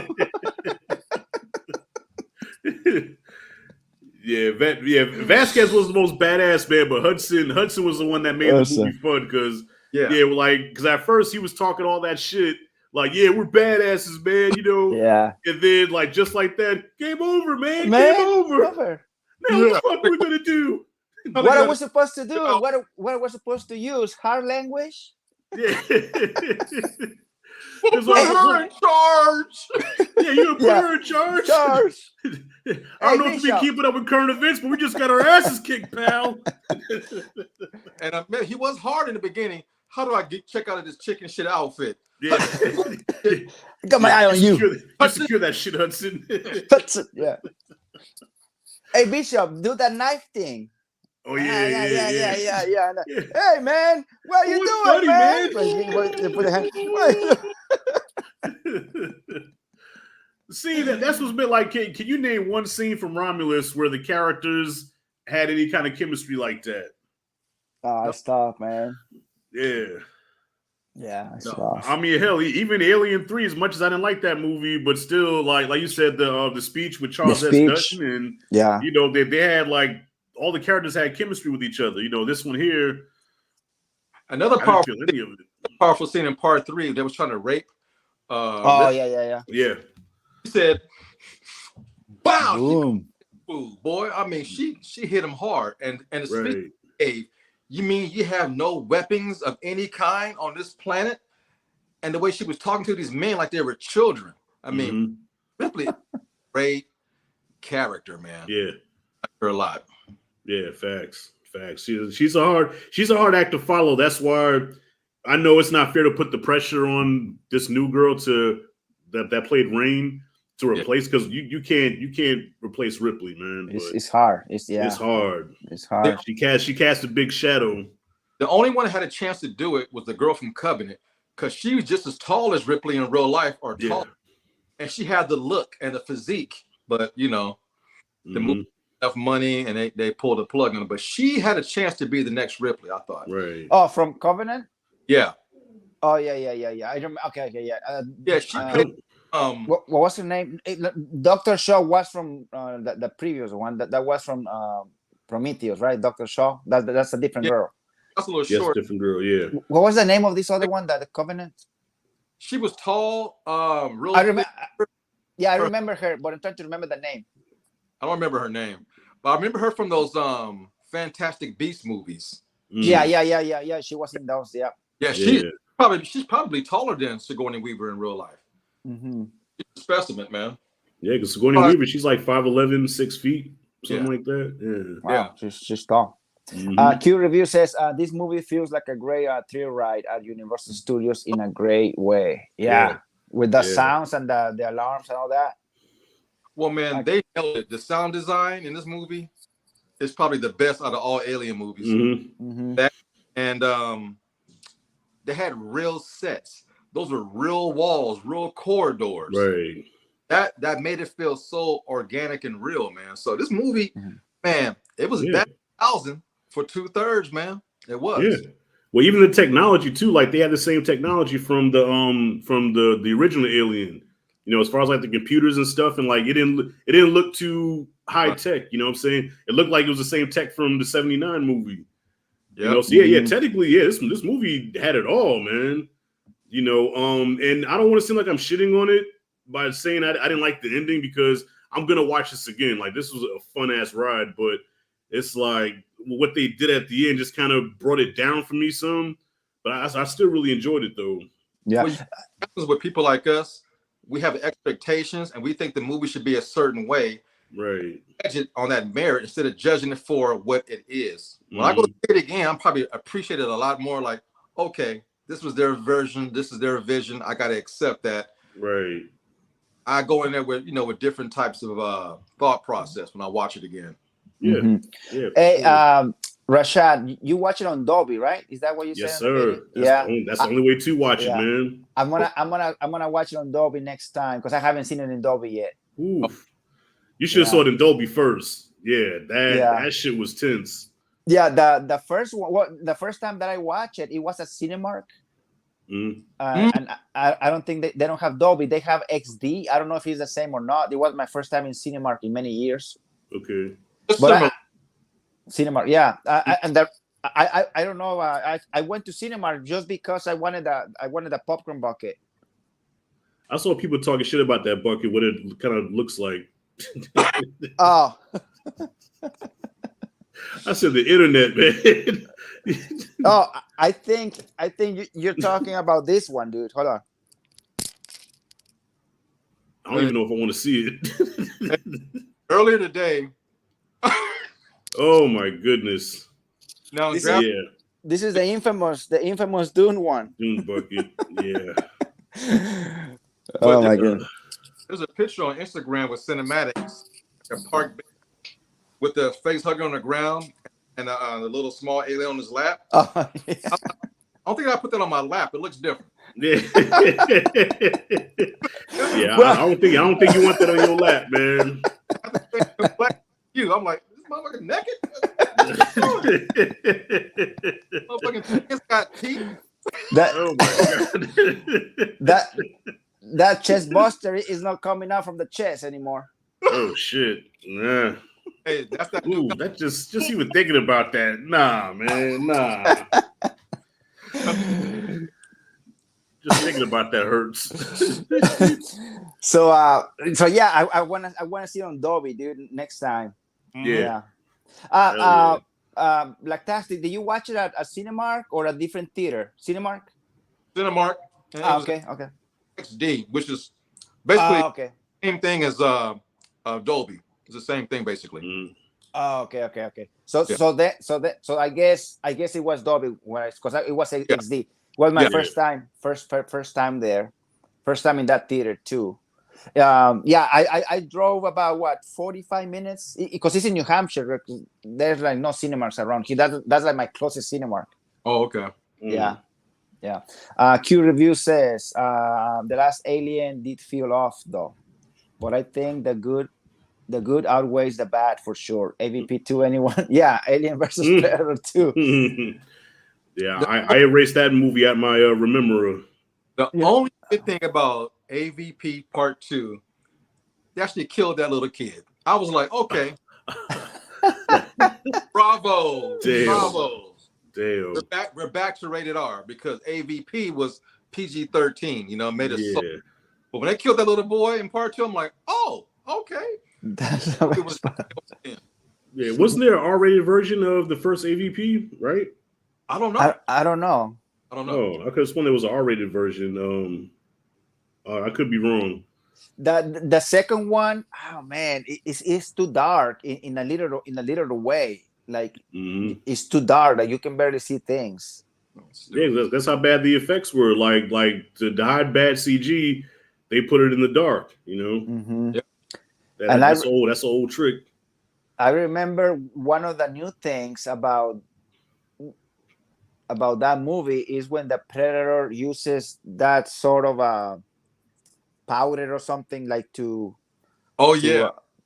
get rid of all the evidence and stuff like that. That was a first timer, I think. Yeah, I remember nothing about that movie. I watched it once. Oh, okay. And I've never watched it again. I remember it took place in the jungle and in a school, and that's about it. Yeah. It was bad. It was Yeah. Like the first one, like I said, the first one is a guilty pleasure. I mean, I own both DVDs, but the first one I find quality things, even though the writing is not the best, but I think it has some quality element that I like and I appreciate. Yeah, entertaining, exactly. Like I said earlier, that Queen, and then running fast, dude, and then using that crown to break those bones and stuff. And not to mention, you had a female black antagonist in a movie like that. Oh yeah. Yep. That was never done before. Yeah. I mean, we had a black Ripley, basically. Yeah. And you know, that's my ex-wife, by the way, if you didn't know. But not Lathan? Yeah, she's mine now, brother. Oh.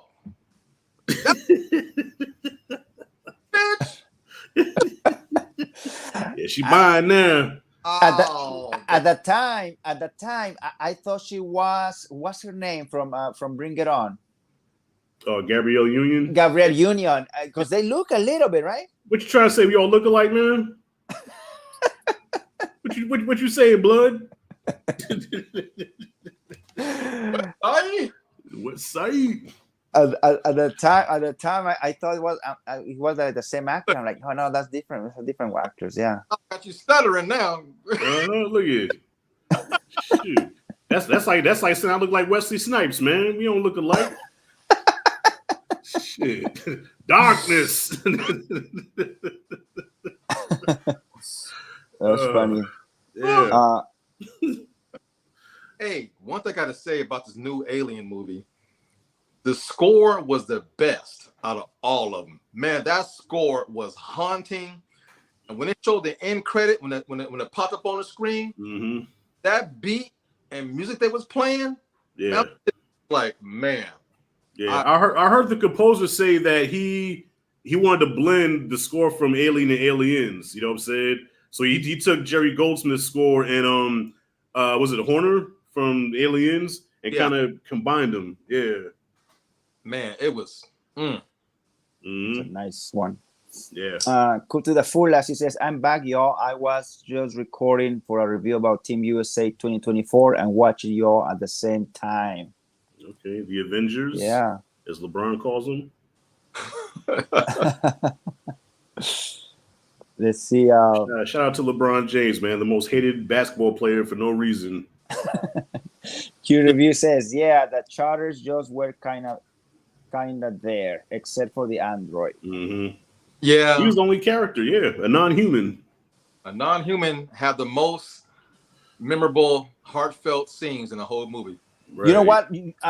Pretty much the actor, he was playing two roles because every time they were switching that thing, it was like two different persons. Right.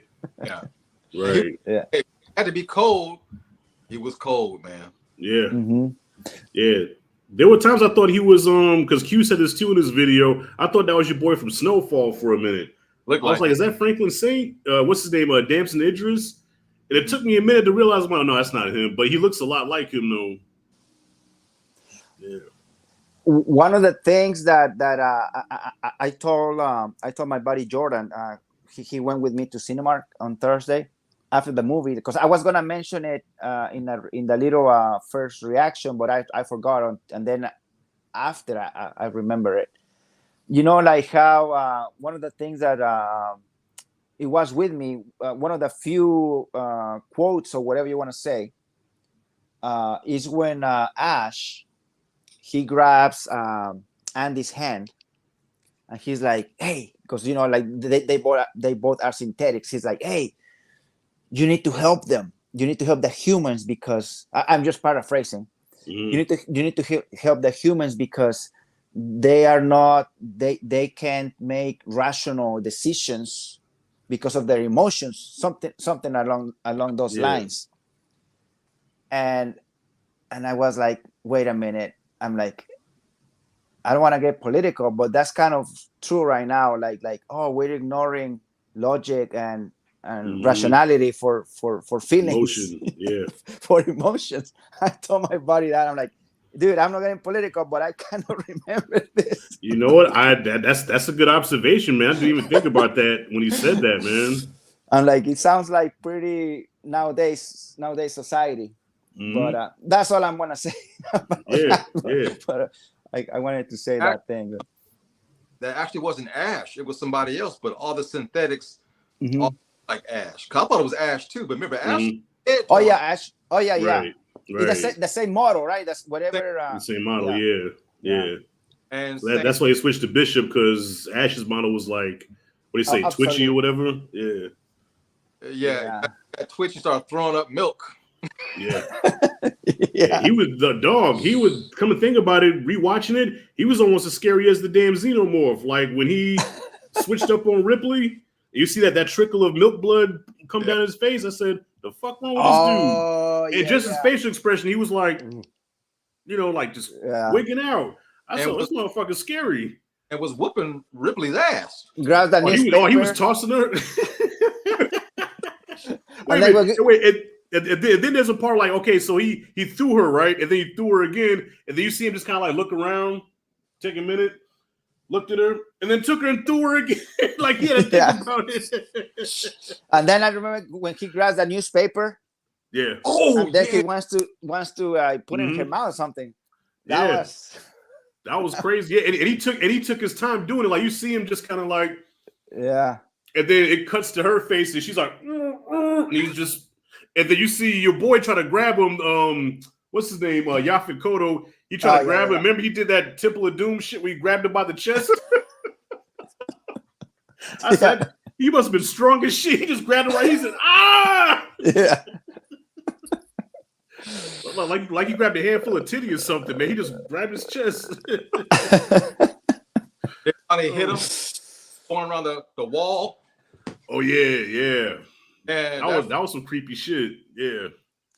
Q Reviews also says at least the it wasn't like Prey when a 70-pound woman beat up a 7-foot tall predator. Thank you.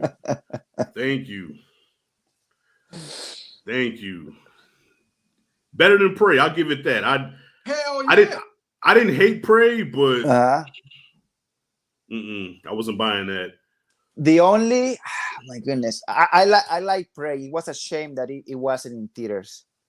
I get what Q says, because like Arnold, he barely survived, and even Danny Glover as Mike Harrison or whatever his name was, Mike. Yeah. He kind of barely survived. But so the only explanation that I can see, and maybe I'm just justifying that for my own sake, like just to kind of reconcile that, is that she just outsmarted him with that technology, but at the same time, I'm like, there's no way she could beat him. No way. You know? So no I don't way. Know. I don't know. I'm like this, you know.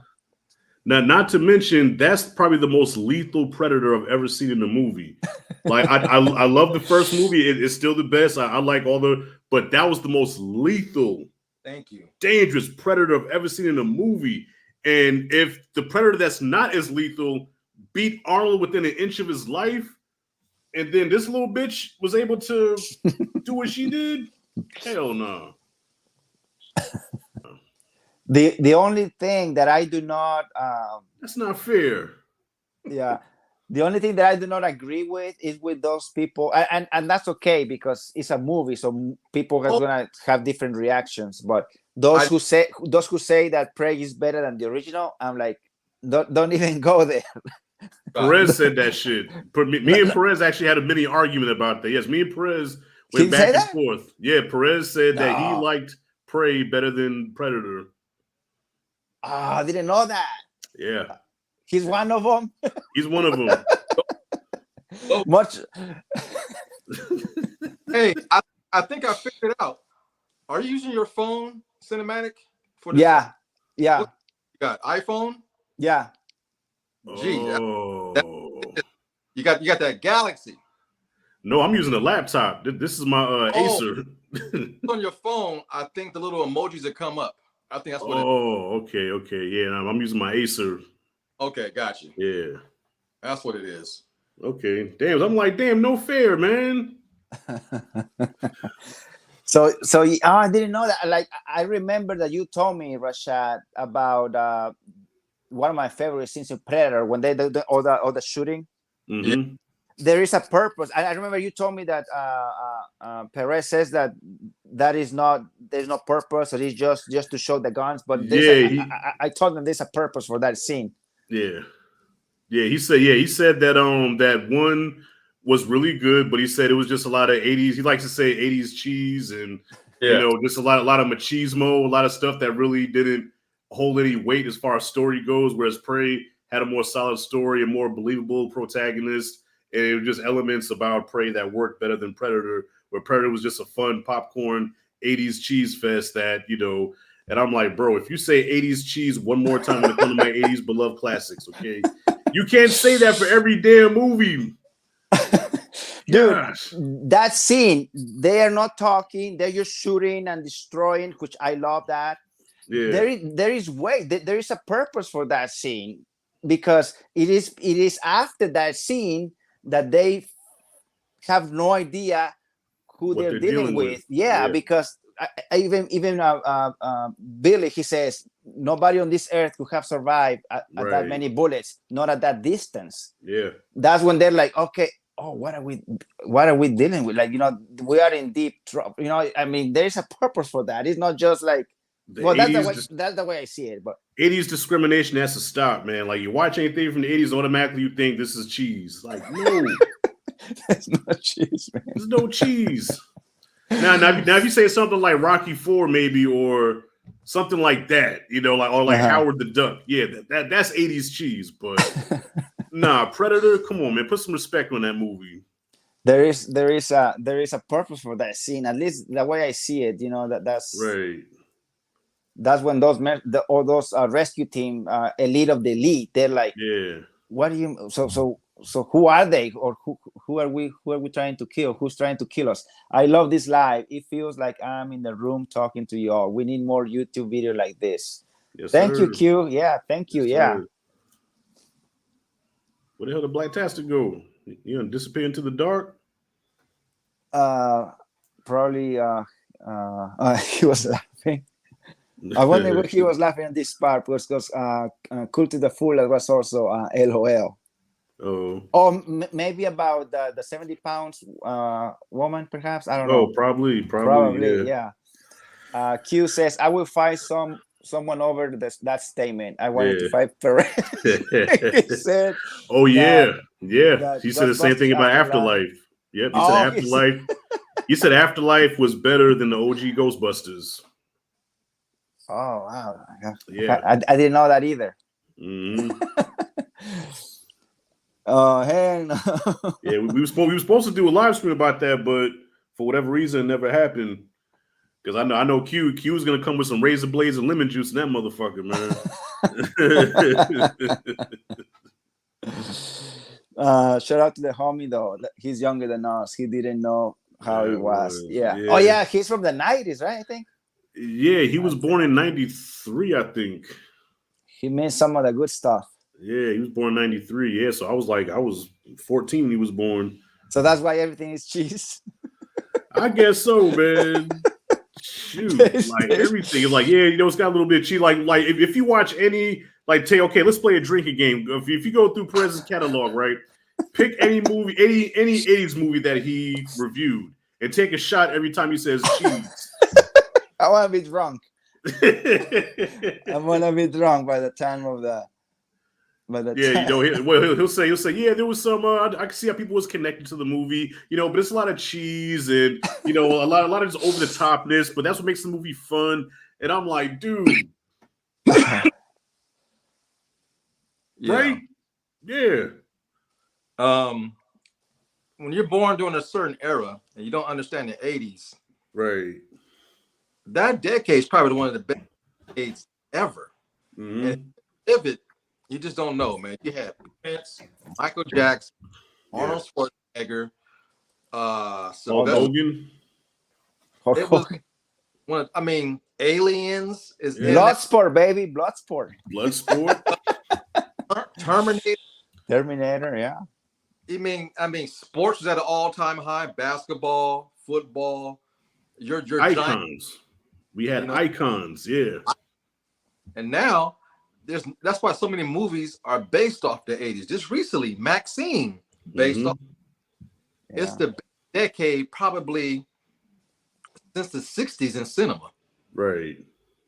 Every movie, they're still trying to do remakes of movies from the 80s. Oh, the soundtrack's also from the 80s. Exactly. Oh, yeah. Exactly. I mean, even the merch, like how many times did you see a movie back in the day and they would have like the toys in like Toys R Us, you know what I'm saying? Now you can barely find any toys based off of movies now, Right. No, 80s, not cheese, man. It's, because a lot of kids grow up now with special effects as part of their life. Or they grew up with a big TV in the living room. They didn't have small TVs like us and everything growing up. So they don't understand what it was like to go through dial-up phones and all that kind of stuff growing up. To call it cheese is disrespectful, man. Yeah, it was iconic, man. It was iconic. Like, do you remember like going to school? I mean, like say for example, you watch a Mike Tyson fight on Saturday night, and then Monday you go to school and you talk about it with all your classmates. Like the 80s had so many icons, man, from Tyson, like I said, Hulk Hogan, Arnold Schwarzenegger, though say which one about him, Lawrence Taylor, he was a hero of mine, we had icons. Yeah. Michael Jordan. All right. If you're on the West Coast, Magic Johnson, Lakers, NWA, when it came to hip hop, NWA. Right. Iconic. 80s was it. Guns N' Roses. Yeah. Guns N' Roses, ACD. Yeah, Guns N' Roses, yeah. Madonna, Janet Jackson. Yeah. Mm-hmm. Funny how they can escape 80s even here in the 2024. Yeah, Q, you're right. Exactly. Michael Jordan Dunks is still the most popular shoes today. Yep. Yeah. Yeah. So and think about it, a movie like Predator, a movie like the original Predator, going back to that, there was nothing at the time like it. You know what I'm saying? I mean, the only thing you could compare it to probably was Aliens. But this is the first time we see a creature like this with mandibles. He's got like the Wolverine claws, you know what I'm saying? He can disappear. He's got the vision. There was nothing like that. Yeah. You know what I'm saying? That's another thing the 80s had was originality, whether you want to, call it cheesy or not, but you remembered it. It was different. So when you hear the Predator sound, okay, that's Predator when you hear it. Come on, man. The most iconic scene in the movie. Over here. Over here. Yeah. They got that scorpion. Anytime. And he was laughing. Yeah. Man. Put some respect on it, man. Please do. Even the remakes a few years ago can't touch the 80s. Aliens are still struggling. Predators still struggling. And Prey Can't stop. It is Yeah. not the. I mean, shit, yo, the list goes on and on. Like, they try to remake Fright Night. You know, they try to remake Texas Chainsaw Massacre. Well, actually, no, technically, Chainsaw Massacre was probably, you know, that one was good. That was good. The Thing, they try to remake The Thing. You know, I haven't seen that remake though. yeah, Not good. Nah, to me it wasn't. I seen the first one though. The best thing about that movie is an old girl. Weinstead is in that movie with her fine, but other than that, yeah. And it's so she's covered up. Ain't no fun. Right. Q says the 80s has too many bangers to name. Let's not even get into hip hop and cartoons. The Thundercats, the Silverhawks. Dog, they got the whole G.I. Joe Real American Hero on Tubi right now. I've been watching those lately on Tubi. Yeah. They got the whole series. And not to mention Masters of the Universe. That Perez, the big Star Wars fan. Okay. The 80s Star Wars movie, Empire Strikes Back, and also Return of the Jedi, the newer Star Wars movies can't even touch those. Yeah, facts. Only one that comes close is Revenge of the Sith. Now, I will say Revenge of the Sith, I'll put up there as one of my favorite Star Wars movies. But yeah, the sequel trilogy, hell no. Transformers too. Yeah, the cartoons, the Transformers, G.I. Joe, Thundercats was a big one for me. I remember that one. I got this. He-Man and the Masters of the Universe. Thundercats, the Amazing Spider-Man and his friends. Oh yeah, the Super Friends too. The Super Friends. Yeah, your favorite, the Smurfs, right?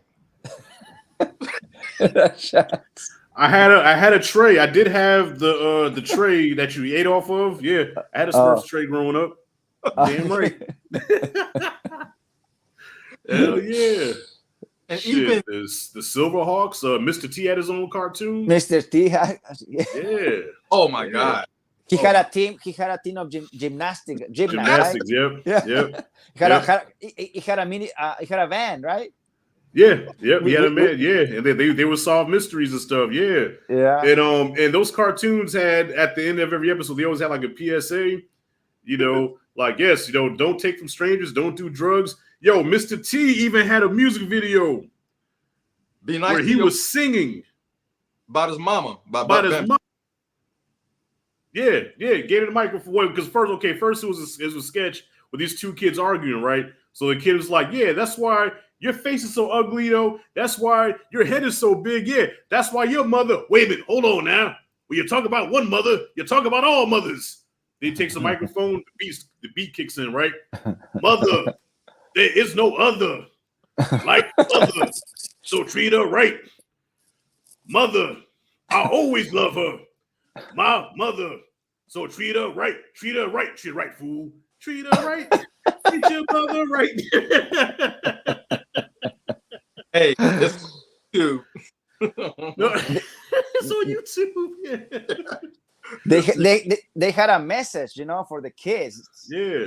Yeah, even the Rambo cartoon. Same. Oh, he disappeared. Oh shit. Where's the other one? G.I. Joe's always had the PSAs at the end. There's another one that had. Did you ever watch the one with the Native American sheriff? Oh, Brave Star. Yeah. I love Brave Star, dude. At the end, they also had like an advice, like every episode had a lesson.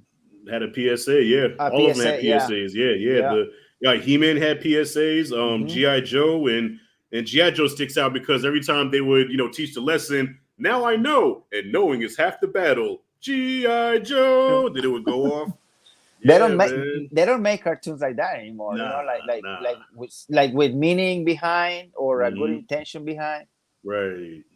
Yeah. Back then everything was about you have an entertaining episode and then it would always end with, okay, this is why you don't do this, or you don't smoke cigarettes, you don't take anything from strangers. It was good lessons for us. Yeah, like the moral of the story or whatever. Right, right. Oh, I remember Brave Star. Brave Star was cool, man. Brave Star, you know, and the thing about it too, CT, is that the intros. So even if the cartoon was a little mediocre, the intros is always fire. Like for Brave example, Star. Silverhawks was a mid cartoon, but Uh-huh. that intro to Silverhawks was fire.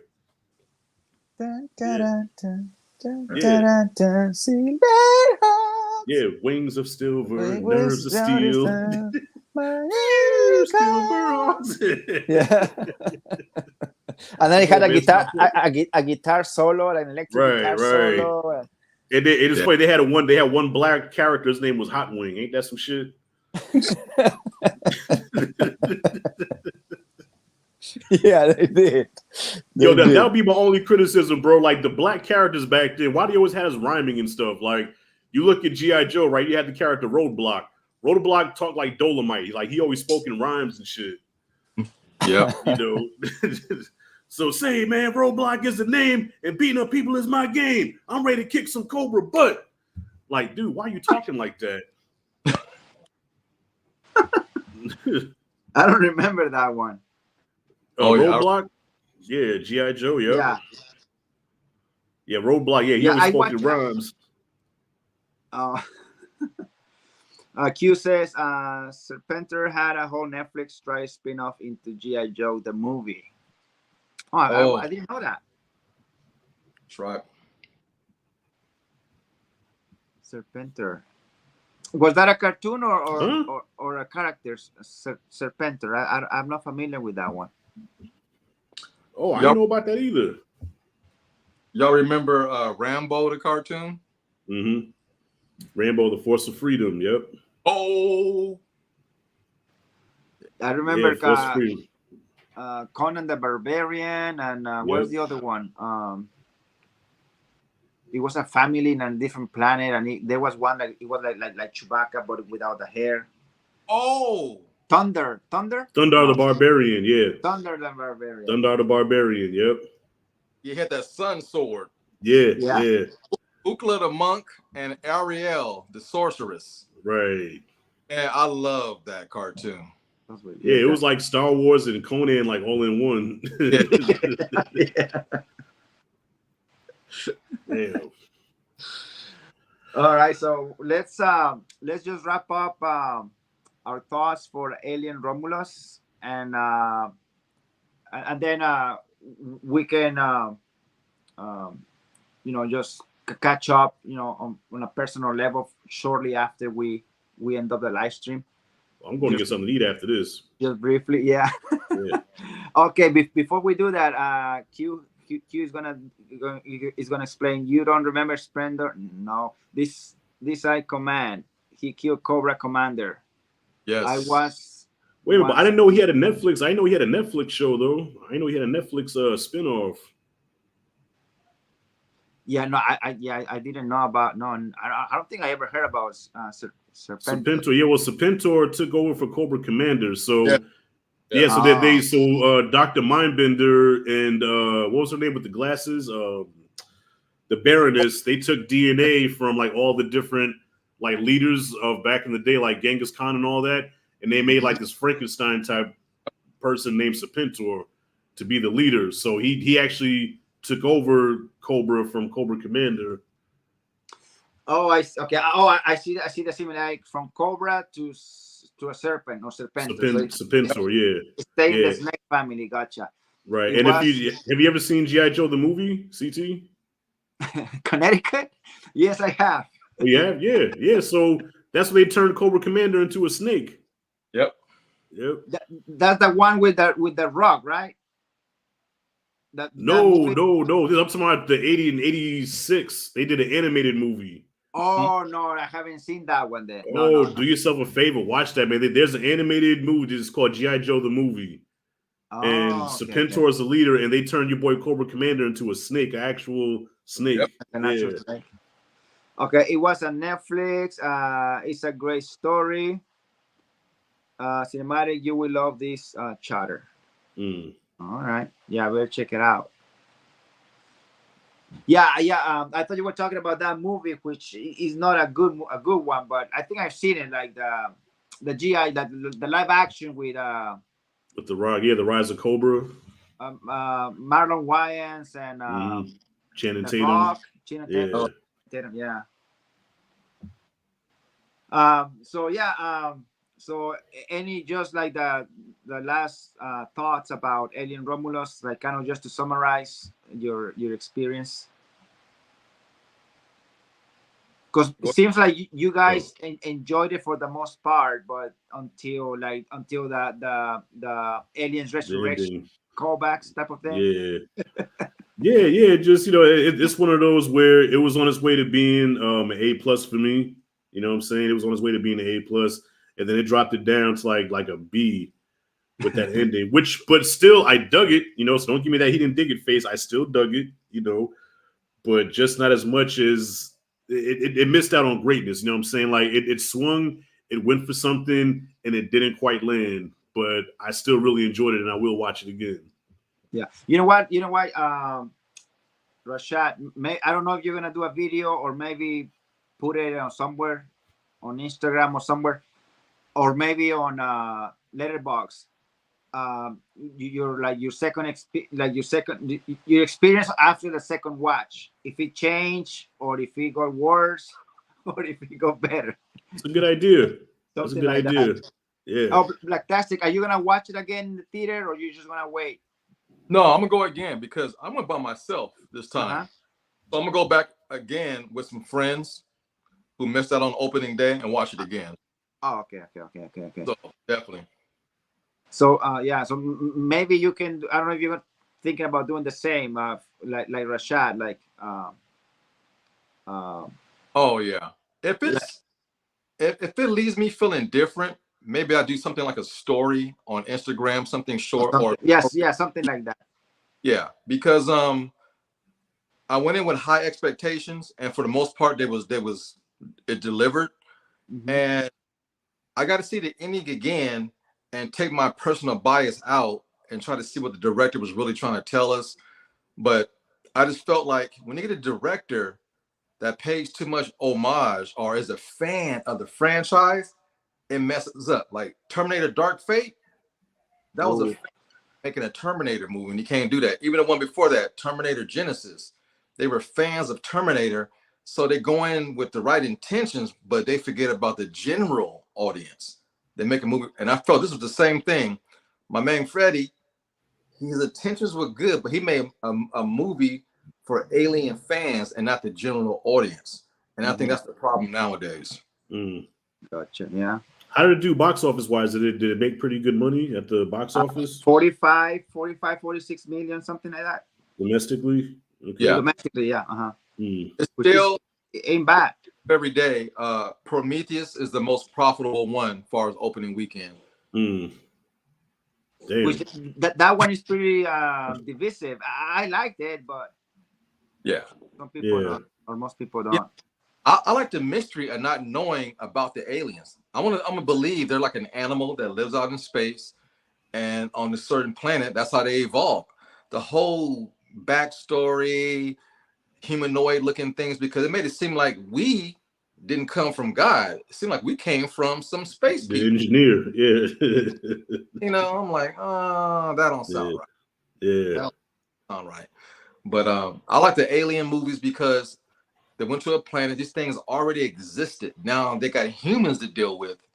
And that's how they eventually work their way into our culture. Right. Yeah. I thought all of you guys' reviews were fair. Yeah, thank you, Q. Thank you. We miss you, bro, but I would love to have you back because I know you've been with us before. So next time, plus you're $30, so you cannot pass that. We never gonna let that one fly. What about something like Creed? Yeah. But what about something like Creed? Creed? The movie Creed? Creed was done right. Yeah. Fan of Rocky, but he didn't make another Rocky movie. He put Rocky in it. Right. But man, Ryan Coogler is a genius. Yeah. That's what I say. And to go back, this is off subject, but he had a treatment for a sequel to Coming to America that would have been dope, and Eddie Murphy didn't listen to him. Mm. And you know, one of our favorite comedies of all time could have been a decent sequel if he would have listened to Ryan Coogler's treatment, but he went with the did Dolomite. I can't blame him, but it turned out disastrous. Yeah, well, Eddie's been known to do that. Eddie's been known to turn down pretty good scripts for scripts that aren't too good. Supposed to be in Roger Rabbit and turn that down. Look how that he's supposed to play. Yeah, he's supposed to play Bob Hoskins' character, right? Yep. Yeah, mm-hmm. Right. And he's like, damn. Yeah. Hey, Roger Rabbit. I want to do a damn Roger Rabbit. Talking to a cartoon. Talking cartoons? That sounds stupid. But yeah, Creed, but Creed was done perfectly because Creed was fan service for the Rocky fans while introducing a new generation to the Rocky lore. You know what I'm saying? I took my daughter to see it, and my daughter, well, she was familiar with Rocky because I forced those movies on her, but she was never a fan of Rocky. And then when she watched Creed, she became a fan. Yep. You know, I think also because she was crushing on Michael B. Jordan. But still, the point is, introduce the new generation to it while fan servicing the old generation, and that's what the Creed movies did so well. Yeah, I like Creed, even the third one. Mm-hmm. But I said this before, and I'm gonna say it again. And I think Rashad, I think you also said it before. A big empty space or whatever, like not having Sly in the third one. Right. That's the only negative that I have. You know, like it was a huge, like I just missed to see him. You know. Yeah. And I don't even think he was mentioned by name either. I don't think Rocky was never. If he was mentioned, it was probably just like in passing, you know. But he was never really mentioned in the third Creed movie, which is unfortunate. Yeah. Okay, Q says over 100 million globally. Okay, so that's how much it was. Oh, made his money back. Okay. Globally, yeah. That's only the first week. Cool. Oh wow, I didn't know that, Blacktastic. So I think what you were saying about Ryan Coogler. Ryan Coogler, yeah. Yeah, my cinematic I'm sorry. Cyrus told me about that. They had he took to Eddie, but he just came off the high of Dolomite, and he said, "Well, I'm gonna go with the same director because he brought me back to fame." Right. And he would have listened to Ryan Coogler. Coming to America Part 2 would have been a whole different. But you can look it up and find it out, man. It was a dope trip. And it made sense. Mm-hmm. Yeah, I want to read it now. I'm interested. Yeah. Amazing show, guys. I can watch you all day. Your family to me. Your familia. Thank you, your Q. family. Same. And your family. And your family. We're all fucking family. That's my best Vin Diesel voice. All right, guys. So thank you guys for watching. Like Q says, he can watch all day, and myself and Rashad and Blacktastic, we can keep talking also all day. Yeah, but we gotta go. Yeah, no, my stomach touching my back. Shit. We gotta go, guys, but we appreciate your time, and thank you those of you who are watching live, those of you who join us, you know, in the live chat. You can still leave comments below, even though we're not gonna be live, and we can still, you know, wanna be reading comments and things like that. So yeah, you guys, if you guys can watch if you guys can watch the movie Alien Romulus in the theater, you should. I think all of us. I think I speak for all of us, right? It's a good time at the theater. Oh yeah. Overall, shit. Yeah.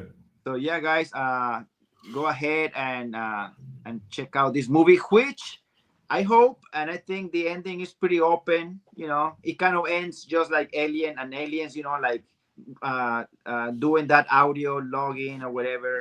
This is Ripley, last survivor of Nostromo. Don't you dare compare the ending to Alien and Aliens. Don't you dare. That's blasphemy. She's logging and she's logging her voice and where she's going. Logging nothing. That's blasphemy. What's wrong with you? So yeah, maybe we're gonna get a sequel. Who knows? Right now she's on her way to the other planet, which is about 9 light years away. So so she's sleeping. So we'll see what happens. And are we gonna get a sequel? Hey, if they get the money back and more, most likely. So we'll see what happens. I was watching John Campia today, and they want to remake and redo Alien versus Predator with the two current directors. I'm like, interesting, but we'll see. But he's willing to do it, and he wants to do it with a director from Prey, like a Groundhouse movie. Working on one film, two different styles. Like he said, he'd direct the first half of the movie, and the guy from Prey can direct the second half of the movie. I'm like, I like that. I kind of like that.